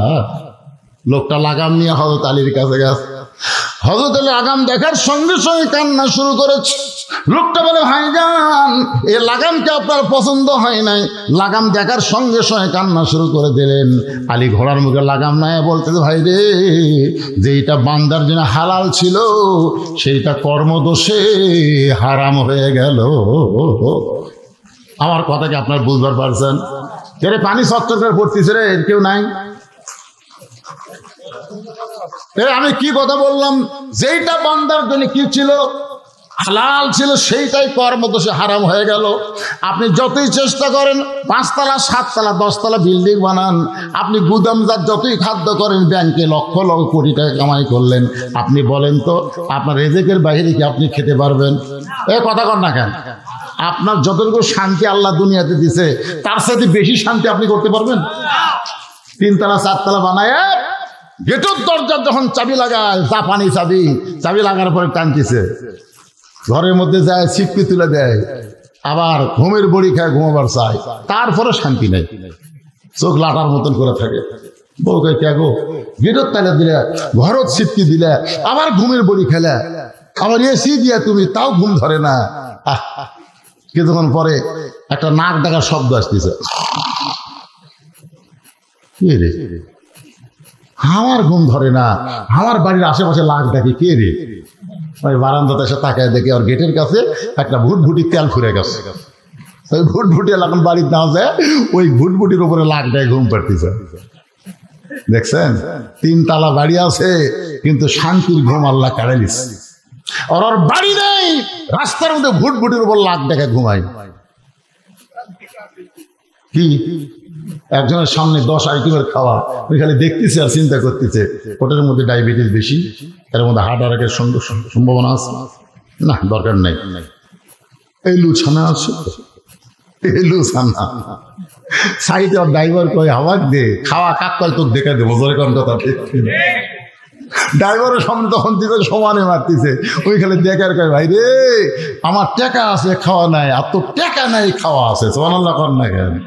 শান্তি দেওয়ার মালিককে। শান্তি যদি চান এরকম কোরআনের মাদ্রাসাকে আপনার এলাকায় জিয়ায় রাখতে হবে।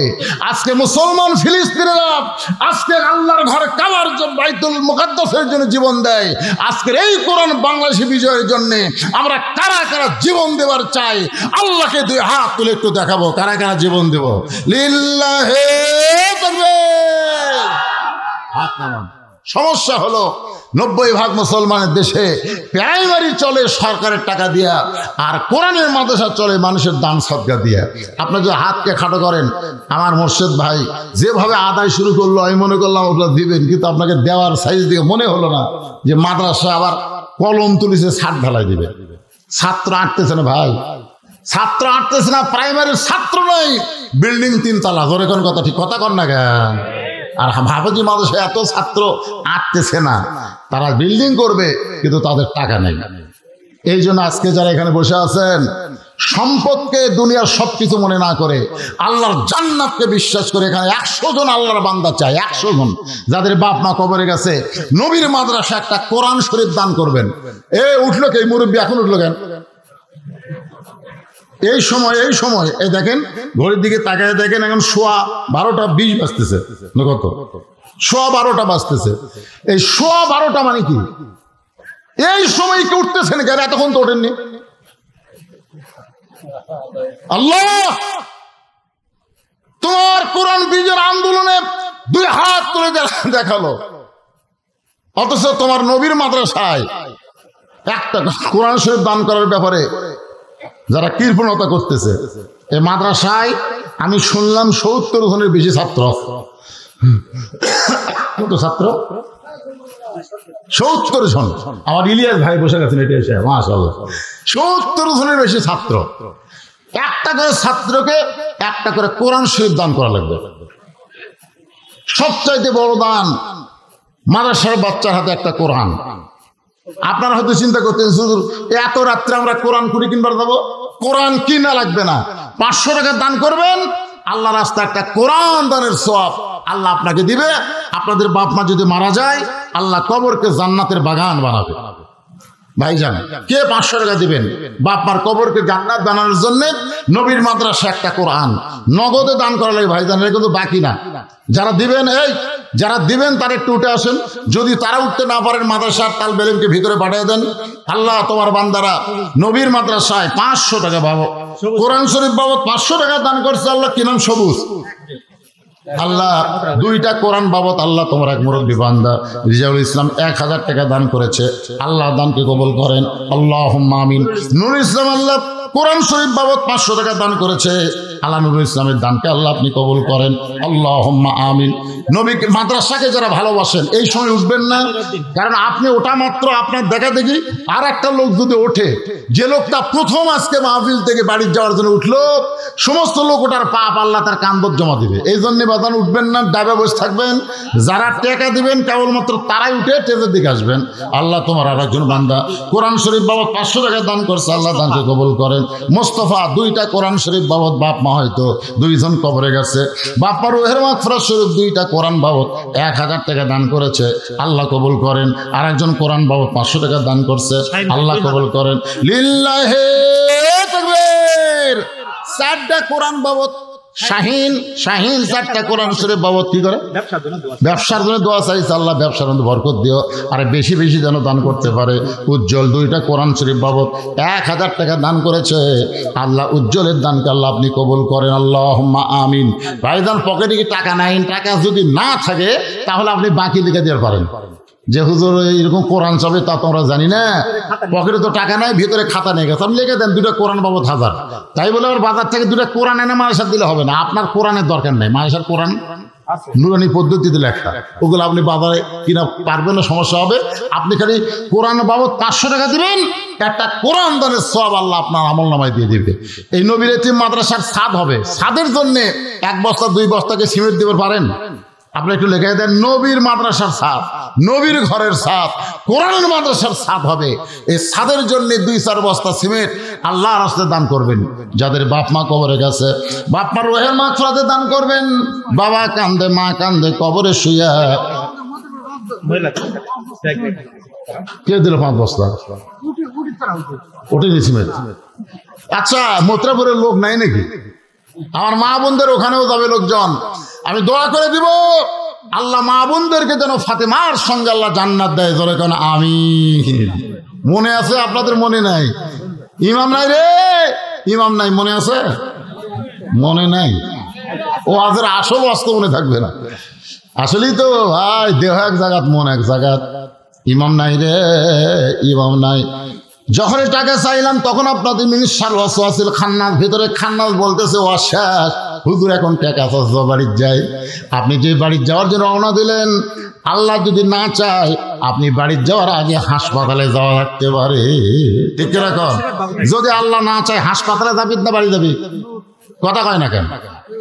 সিনা টান করে বাড়ি যাচ্ছেন, বাড়ির যাওয়ার আগে আল্লাহ হয়তো হাসপাতালে নিতে পারে। এই জন্য অত সাহস ভালো না।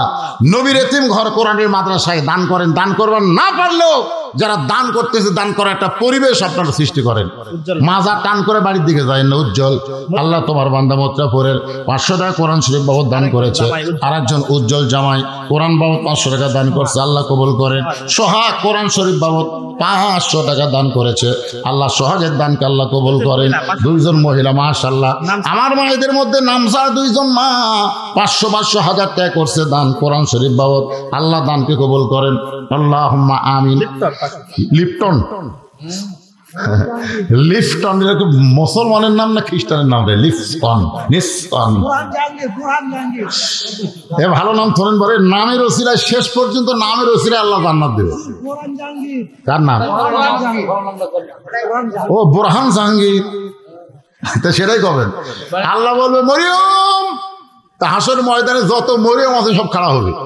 আল্লাহ বলবে আমি ঈসার মা মরিয়মকে ডাকলাম, তোমরা ডাকলা কেন? তখন বান্দিরা বলবে আল্লাহ আপনার বলা লাগতো ঈসার মা মরিয়ম, আপনি ঈসার মা মরিয়ম না বলে শুধু মরিয়ম করছেন, আর আমাকে নাম দেয় মরিয়ম, আমরা কি করবো? আল্লাহ তখন বলে ঈসার মা মরিয়মের নামের সাথে নামের মিল, এ ওসিলায় শেষ আমলে তোদেরকে জান্নাত দিয়ে দিলাম। ধরে করছে এই জন্য নামগুলো একটু ভালো হবেন। আপনি কি শুরু হলেন? কোন দিছেন? আগে দিছেন কি নাম? না না, নাম না বললে কামাই কিভাবে হবে? তাবুকের যুদ্ধে আল্লাহ নবী যখন দান চাইলে দরকি গোপন চাচ্ছেন, এখন গোপন চাচ্ছে প্রকাশ্যে চাইছে। কেউ হুজুর কয় যে গোপন দান করলে বেশি সওয়াব, গোপন দান করার কথা বললেই ফাঁকি মারবি। কথা ঠিক না? আপনার বলেন তো, মসজিদের দান বাক্সে কোনোদিন 500 টাকা পাচ্ছেন?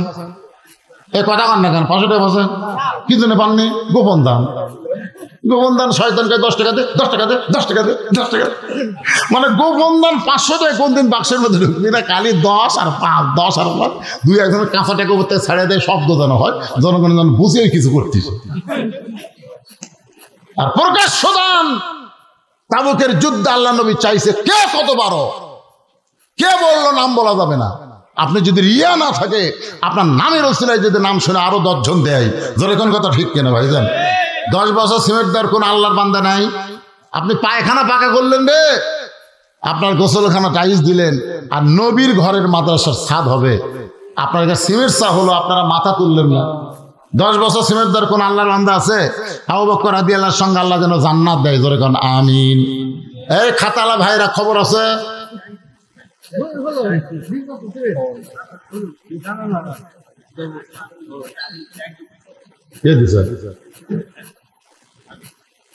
এখানে যে ট্যাঙ্কি ভরে পানি পড়লো সেটা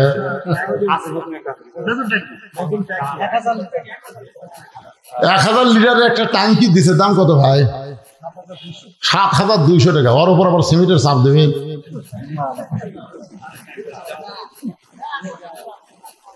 না যাই দিবার পরে তাই পারি, ঠিক কেনা বলেন?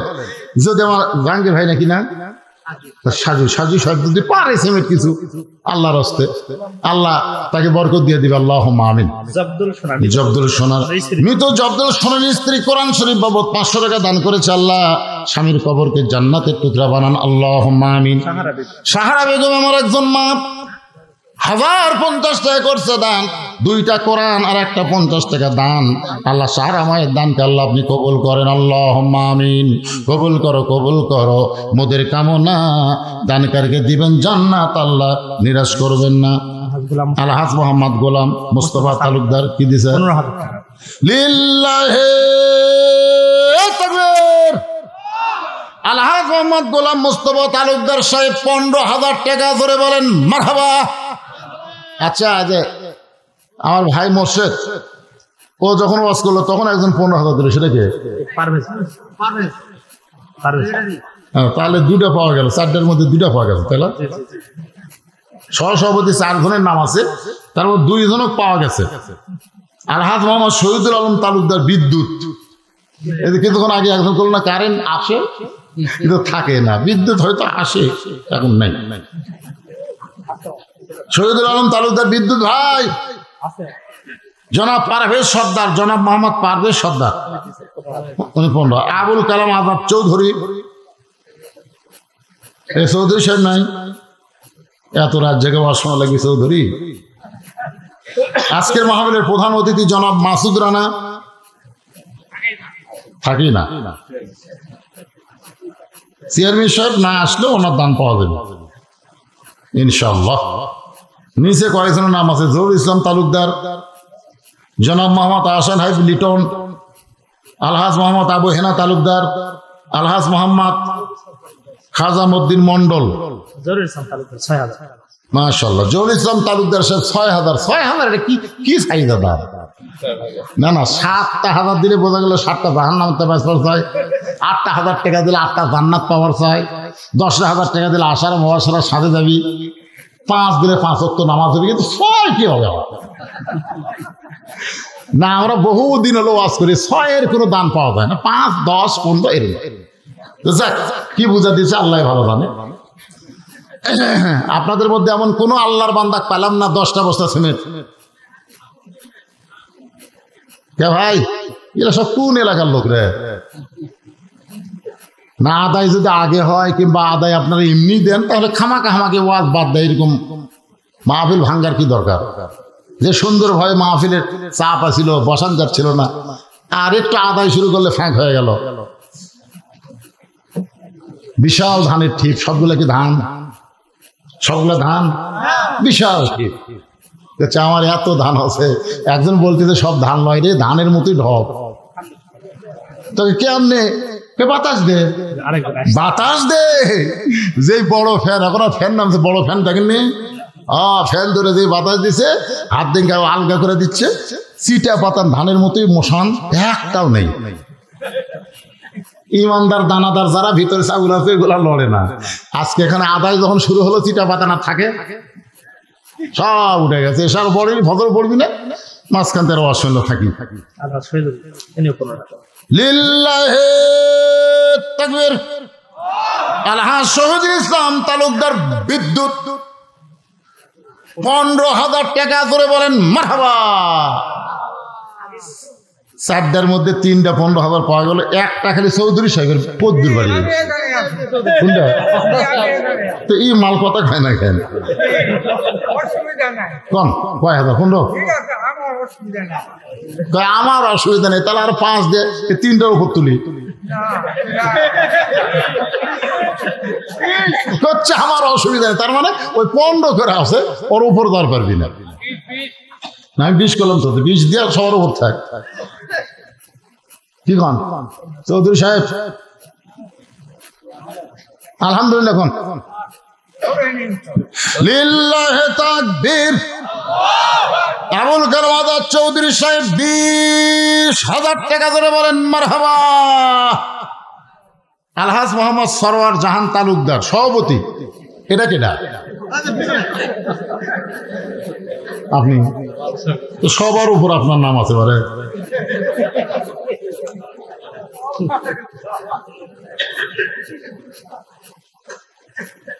উনি কি দিবে ওনাকে আমি বলবো না, না আপন ইচ্ছে তা বলবে। তাই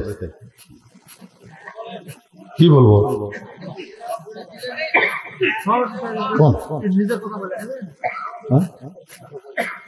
10 নামে এলো, সহসভাপতি নিচে গেল। 4টা সভাপতি 3টা 15 করে দিছে সহসভাপতি, একজন সহসভাপতি 20 দিছে, আর উনি সভাপতি হয় 10 কম। সবসময় বলে দিয়ে আসে, যাই সবসময় দেয়, তার উপর চাপ দেওয়া চলবি না ভাই, বুঝলেন না? চাপ দিলে চ্যাপটা হয়ে যাবি, পরে হার নাম যেন না দেয়। আলহামদুলিল্লাহ, আপন খুশি মনে যা কইছে আমি বলবো, আপনি অন্তত সহসভাপতিকে সাথে থাকেন। উপরে দিছে আর ভুল করে অসুবিধা নেই, সাথে থাকেন ভাই। 10 না দিয়ে 15 দেন নাকি কোন? আলহামদুলিল্লাহ, আল্লাহ কবুল করুক, জোরে কোন আমিন। একটু জিকির করেন, লা ইলাহা ইল্লাল্লাহ, লা ইলাহা ইল্লাল্লাহ, লা ইলাহা ইল্লাল্লাহ, লা ইলাহা ইল্লাল্লাহ, লা ইলাহা ইল্লাল্লাহ, লা ইলাহা। হযরত আলী কাঁদতেছেন আর বলতেছেন, যেটা লোকটার জন্য হালাল ছিল সেইটা কর্মদোষে হারাম করে নিল। যখন কি করে নিল? এ ভাইজান, এই আলোচনা করতে কিন্তু সময় লাগবে, আপনি শুনবেন না? 2-4 মিনিট, বেশি না। একটু মনোযোগ দিয়ে শোনে, ওটা বসা করলে বুঝতে পারবেন না ভাই। ইমাম নাই রে, ইমাম নাই। সমস্ত মুসল্লি চোখ টেনে করে দেখছে, ইমামের জায়গায় ইমাম আছে। ঘাড় কাত করা যাবে না, তবে চোখ টেরা করা যাবে। মাঝে মধ্যে চোখ টেরা করা যাবে, যাবি না? না না, মাঝে মধ্যে এরকম অবস্থায় যাবি। এটা হলো আমলে কালিল। আমলে কাসির আর কালিলের মধ্যে কম বেশি আছে, বুঝলেন? আপনার যদি খুবই ঘাড় চুলকায়, 1 হাত দিয়ে আপনি চুলকাতে পারবেন। কয় হাত দেয়? কথা কোন কয় হাত দেয়? কিন্তু 2 হাত দিয়ে না। এই জন্যে একটু চোখটা টেরা করা যায়। ইমাম তো আছে রে ভাই, নামাজ শেষ হয়ে গেছে, নামাজ শেষ হয়ে গেছে। মসজিদ থেকে মুসল্লি বের হয়ে দেখে ওই পাগলা তখনও ঘুরতেছে। সবাই পাগলকে বলে, পাগল রে, তুই নামাজও পড়বি না, আমাদেরকেও নামাজ পড়বার দিবি না? তুই যে কইলি ইমাম নাই, তুই যে কইলি ইমাম নাই, আমরা চোখ টেরা করে দেখছি ইমাম তো আমাদের সামনেই। সঙ্গে সঙ্গে পাগল মুচকি মুচকি হাসার বলে, আমি তো তোমাদের বিরুদ্ধে বলি নাই। আমি যদি বলতাম মুসল্লি নাই, মুসল্লি নাই, তাহলে তোমাদের বিরুদ্ধে হতো। আমি তো বলেছি ইমাম নাই, তাহলে তোমরা খেপছো কেন? মুসল্লি বলে, আসলেই তো তাই, এ তো আমাদের বিরুদ্ধে বলে নাই। আজকে বাংলার মুসলমান আলেমদের বিরুদ্ধে কয়, জালেমদের বিরুদ্ধে কয় না। এ তো অনেক মানুষ মনে মনে খুশি হয়, আলেমদের পিছনে লাগছে। জোরে কোন কথা ঠিক কিনা? এমন সময় পৃথিবীর শ্রেষ্ঠ আলেম ফজল ইবনে আব্বাস মসজিদ থেকে বের হয়েছে। সব মুসল্লি পুত্রে বলে, হুজুর আপনি কি জানেন না, এই পাগলা মসজিদের বাইরে থেকে বলছে ইমাম নাই, ইমাম নাই। পাগলার কথা বিশ্বাস করার চোখ টেরা করে দেখছি, আপনি তো সামনেই ছিলেন, তাহলে পাগল কেমনে কইল ইমাম নাই? হুজুর আপনার মাধ্যমে আমরা পাগলের বিচার চাই। কার মাধ্যমে? খুব খেয়াল করেন হুজুর, আপনার মাধ্যমে আমরা পাগলের বিচার চাই। যেই পাগল কেমনে কইল ইমাম নাই, চোখ টেরা করে দেখলাম আপনি সামনে আছেন, আপনার মাধ্যমে বিচার চাই। সঙ্গে সঙ্গে ফজল আব্বাস বলতেছে, পাগল রে, তোর বিচার হবে। পাগল বলতেছে, ইন্নাল্লাহা ইয়ামুরুকুম আন তুআদ্দুল আমানাতি ইলা আহলিহা ওয়া ইযা হাকামতুম বাইনান নাস আন তাহকুমু বিল আদল। রে ফজল আব্বাস, জনগণ বিচারককে চিনে না, তাই তোমার কাছে বিচার চাইছে। কিন্তু তুমি একজন আলেম হয়ে তো জানো বিচারক তুমি না, আসল বিচারক কে? মুসল্লি কার কাছে বিচার চাচ্ছে? ইমামের কাছে। জনগণ কার কাছে? কিন্তু ইমাম তো জানে আসল বিচারক কে। আজকে বাংলাদেশের জনগণ কোর্ট কাছারিতে বিচার চায়, জনগণ চায় কি চায়? কিন্তু জজ কোর্ট, হাইকোর্ট, সুপ্রিম কোর্টের যারা চেয়ারে বসে আছে তারা তো জানে আমরা বিচারপতি না, আসল বিচারপতি কে? আজকে যদি আল্লাহকে বিচারপতি বিশ্বাস করে আল্লাহর কোরআন অনুযায়ী বিচার করত, তাহলে আলেমগুলো জেলখানায় ঢুকতো না, জালেমগুলো জেলখানায় ঢুকতো। তোর এখন কথা ঠিক কিনা? কিন্তু কোরআনকে শুধু ছবি আকারে রাখা হয়েছে বরকতের জন্য, কিন্তু আল্লাহর কোরআনের বিচার হয় না। আল্লাহর কোরআনের বিচার হইলে শাকিব খানের মতন লুচ্চা বাহিরে আছে, আর শাইখুল ইসলাম মামুনুল হকের মতন আল্লাহর বান্দা জেলখানায় আছে। জোরে কোন কথা ঠিক কিনা? বলিয়া ধরা পড়ছে, সাংবাদিক বলে তোর কাবিন আছে। আর শাকিব খান কখন বিয়ে করলো, কখন বাচ্চা হলো কেউ জানে না। সমানে খালি বাচ্চার জন্ম দেয়। জোরে কোন কথা ঠিক কিনা? আল্লাহর বান্দার একটু মনোযোগ দেবেন। পাগল বলতেছে রে পৃথিবীর শ্রেষ্ঠ হলে মুসল্লির জান্নাহ বলে তোমাকে বিচারক বানাইছে, কিন্তু তুমি তো জানো আসল বিচারককে। হযরত আব্বাসের চোখ দিয়ে দর দর করে পানি পড়তেছে। সমস্ত মুসল্লি বলে হুজুর আপনার কাছে বিচার চাইলাম, আমরা সাক্ষী, চোখ টেরা করে দেখছি আপনি সামনে আছেন, তাহলে বিচার না কইরা পাগল আপনি কেন কাঁদতেছেন? সঙ্গে সঙ্গে ইমাম কান্দে বলে রে মুসল্লি, পাগল ঠিকই কইছে, পাগল ভুল কয় নাই, বরং পাগল ঠিক কইছে। বলে কেমনে ঠিক? পাগল যখন কইছি নাই, তখন আমরা চোখটেরা করে দেখছি আপনি আমাদের সামনে আছেন, তাহলে পাগল কেমনে ঠিক কইলো আপনি আমাদের বুঝাই দেন। এবার পাগল দৌড় মারিয়ার বলে রে ইমাম, আসল কথা বলে তুমি ধরা পড়েছ। হযরত আব্বাস যে কথা বলছে এটা নকল না আসল? জোরে খান কি কথা? হক কথা বলে তুমি ধরা পড়েছ। সমস্ত মুসল্লি বলে হুজুর পাগল কেমনে ঠিক কইলে একটু আমাদের বুঝাই দেন। আব্বাস বলতেছে তাহলে শোনো, জোহরের ফরজ কয় রাকাত? জোরে কোন কয় রাকাত? 4 রাকাত। ইমামতি করে কয় রাকাতের? 4 রাকাত। আমার কথাকে আপনারা বুঝতে পারতেছেন না? জোহরের ফরজ নামাজ কয় রাকাত? হযরত আব্বাস বলতেছে 4 রাকাত নামাজের নিয়ত করলাম, 1 রাকাত নামাজ আমি ছিলাম, 2 রাকাত নামাজ আমি ছিলাম, কিন্তু 3 রাকাত নামাজে আমার ভিতরে আমি ছিলাম না। 4 রাকাত নামাজ আবার আমি ছিলাম, 4 রাকাত নামাজে আমি ছিলাম, 1 রাকাত নামাজে আমি ছিলাম, 2 রাকাত নামাজে আমি ছিলাম, কিন্তু 3 রাকাত নামাজে আমার ভিতরে আমি ছিলাম না। আমার ভিতরে আমি যখন নাই, তখন পাগল লোকমা দিছে ইমাম নাই রে, ইমাম নাই। আমি আবার আমার ভিতরে এসে আমি নামাজ আদায় করে সালাম ফিরা। বুঝানোর জন্য বলতেছে ভাইজান, শুধু দেহ নিয়ে মসজিদের মধ্যে গেলে হবে না, মনটাও দেহের মধ্যে রাখতে হবে। মন আর দেহ একত্র করে যদি মোতাওয়াজ্জা হবার পারেন, আপনার নেটওয়ার্ক ক্লিয়ার হবে।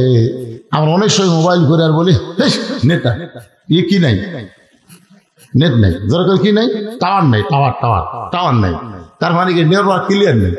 কথা হতে ফটফট করে মাঝে মধ্যে আবার কথাই হয় না। টাওয়ার নাই। আমরা যারা নামাজ পড়ি মসজিদ, ওই মসজিদ কাবার দিক করে তৈরি করা হয়েছে। ওই কাবার কাছে রাসূল যখন মেরাজ করে আসলেন, কাবা তাওয়াফ করার সময় বললেন সাহাবীরা রে, কাবা দেখতেছো তার উপর ফাঁকা, কিন্তু আসলে ফাঁকা না, এই কাবা বরাবর আর একটা ঘর আছে, যে ঘরের নাম হলো বাইতুল মামুর। বাইতুল মামুর বরাবর আল্লাহর আরশ রয়েছে, যে আরশ আমার আল্লাহ তাআলা বসে আছেন। বাংলাদেশের মসজিদে নামাজ নিয়ত করলেন, ওই মসজিদটা কাবার ভিতর দিয়া বাইতুল মামুর দিয়ে আল্লাহর আরশ পর্যন্ত আপনাকে পৌঁছায়া দিবে। সুবহানাল্লাহ কোন নামাজ, এই নামাজের জন্য রাসূল এত কষ্ট করেছেন। জীবনের শেষ পর্যন্ত রাসূল নামাজ আদায় করেছেন জামাতে। যেই জামাতে রাসূল পারলেন না, আবু বকর রাদিয়াল্লাহু আনহু ইমামতি করলেন। মা আয়েশা উপরে মাথা রেখে রাসূল কান্দের বলে, আল্লাহ যা চাইছিলাম নিজের চোখে দেখলাম। আয়েশা বলে, রাসূলুল্লাহ এই মুহূর্তে আপনি কাঁদতেছেন। রাসূল বলে, আফসোসের নয়, বড় আনন্দে। এই জামাতের জন্য এত কষ্ট করেছে আয়েশা, আজকে সেই জামাত কায়েম হয়ে গেল। কিন্তু আমাদের বাংলাদেশে নামাজের ওয়াজ হয়, নামাজ কায়েম হয় না।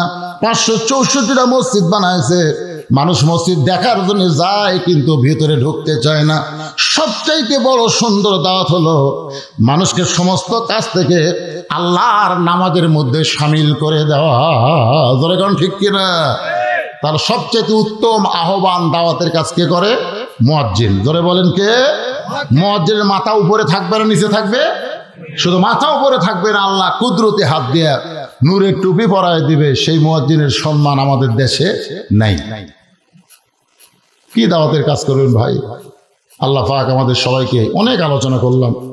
আর ফজরের জামাত যদি মিস যায়, রাসূল বলেছেন 2টা জামাত মিস করলে তার মুনাফিক হওয়ার সম্ভাবনা বেশি। একটা হলো ঈশার নামাজ, আর একটা হলো ফজরের নামাজ। বেশি রাত করে ওয়াজ করা, আমি এখানে আইসি তো মাগরিবের পরে, তুলে দিবেন 10টায়, ওয়াজ শেষ হয় 12টায়, তারিখ পরিবর্তন আসি আগে ওয়াজ শেষ। কিন্তু ইচ্ছা করে আপনারা তুলে দিলেন দেরি করে, আমাকে এখন বাধ্য হয়ে 12:30 পার করতে হলে কি করবেন?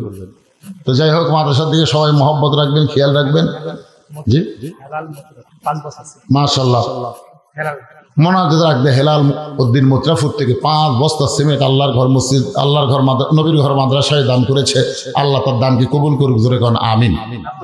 আব্দুল বারি 500 টাকা দান করেছে আল্লাহর কোরআনের জন্য, আল্লাহ দানকে কবুল। এই যারা পিছনে দাঁড়িয়ে আছেন বসেন, সবাই বসেন, সবাই বসেন। বাবা বৈশাখ মাস রে, জমির মধ্যে অনেক আবাদ রয়েছে, আমগুলার তো বেসাই, আমগুলো তো হলোই না, এবার সব আম খালি জোরে জোরে পড়তেছে, এত রোদ, বৃষ্টি হচ্ছে না।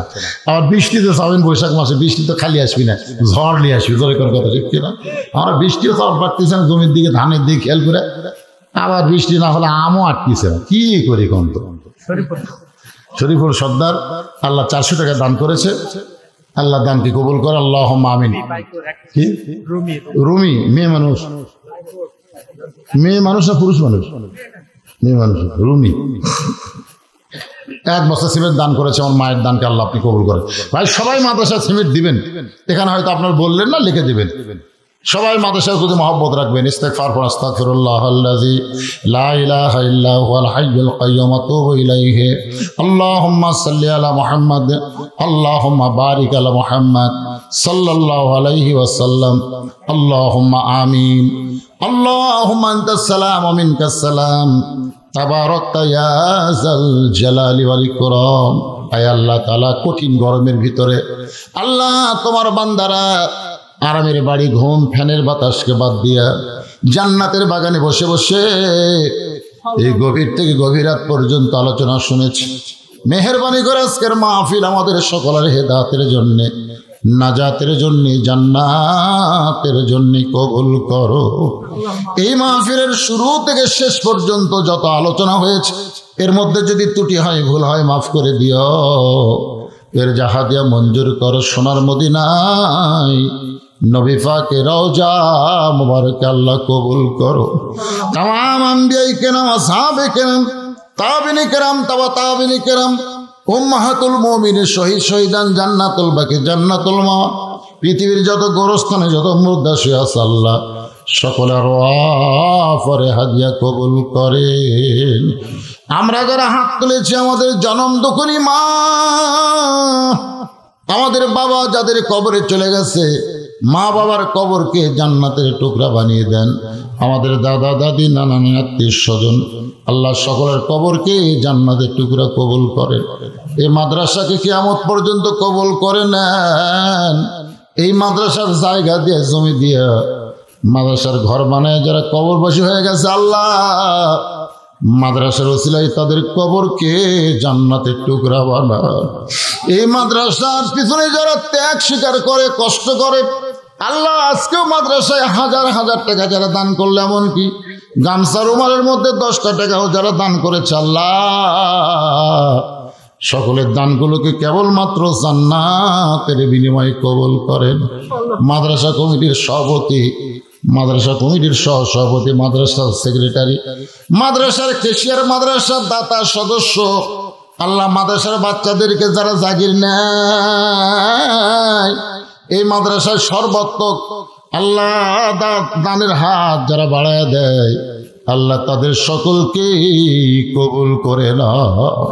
মাদ্রাসার মুহতামিম, মাদ্রাসার ওস্তাদ, মাদ্রাসার তালবে ইলম, যার মাথায় পাগড়ি পরানো হলো, কিতাবাদি শেষ করে যারা বিদায় নিল, আল্লাহ সকলকে কবুল করে না।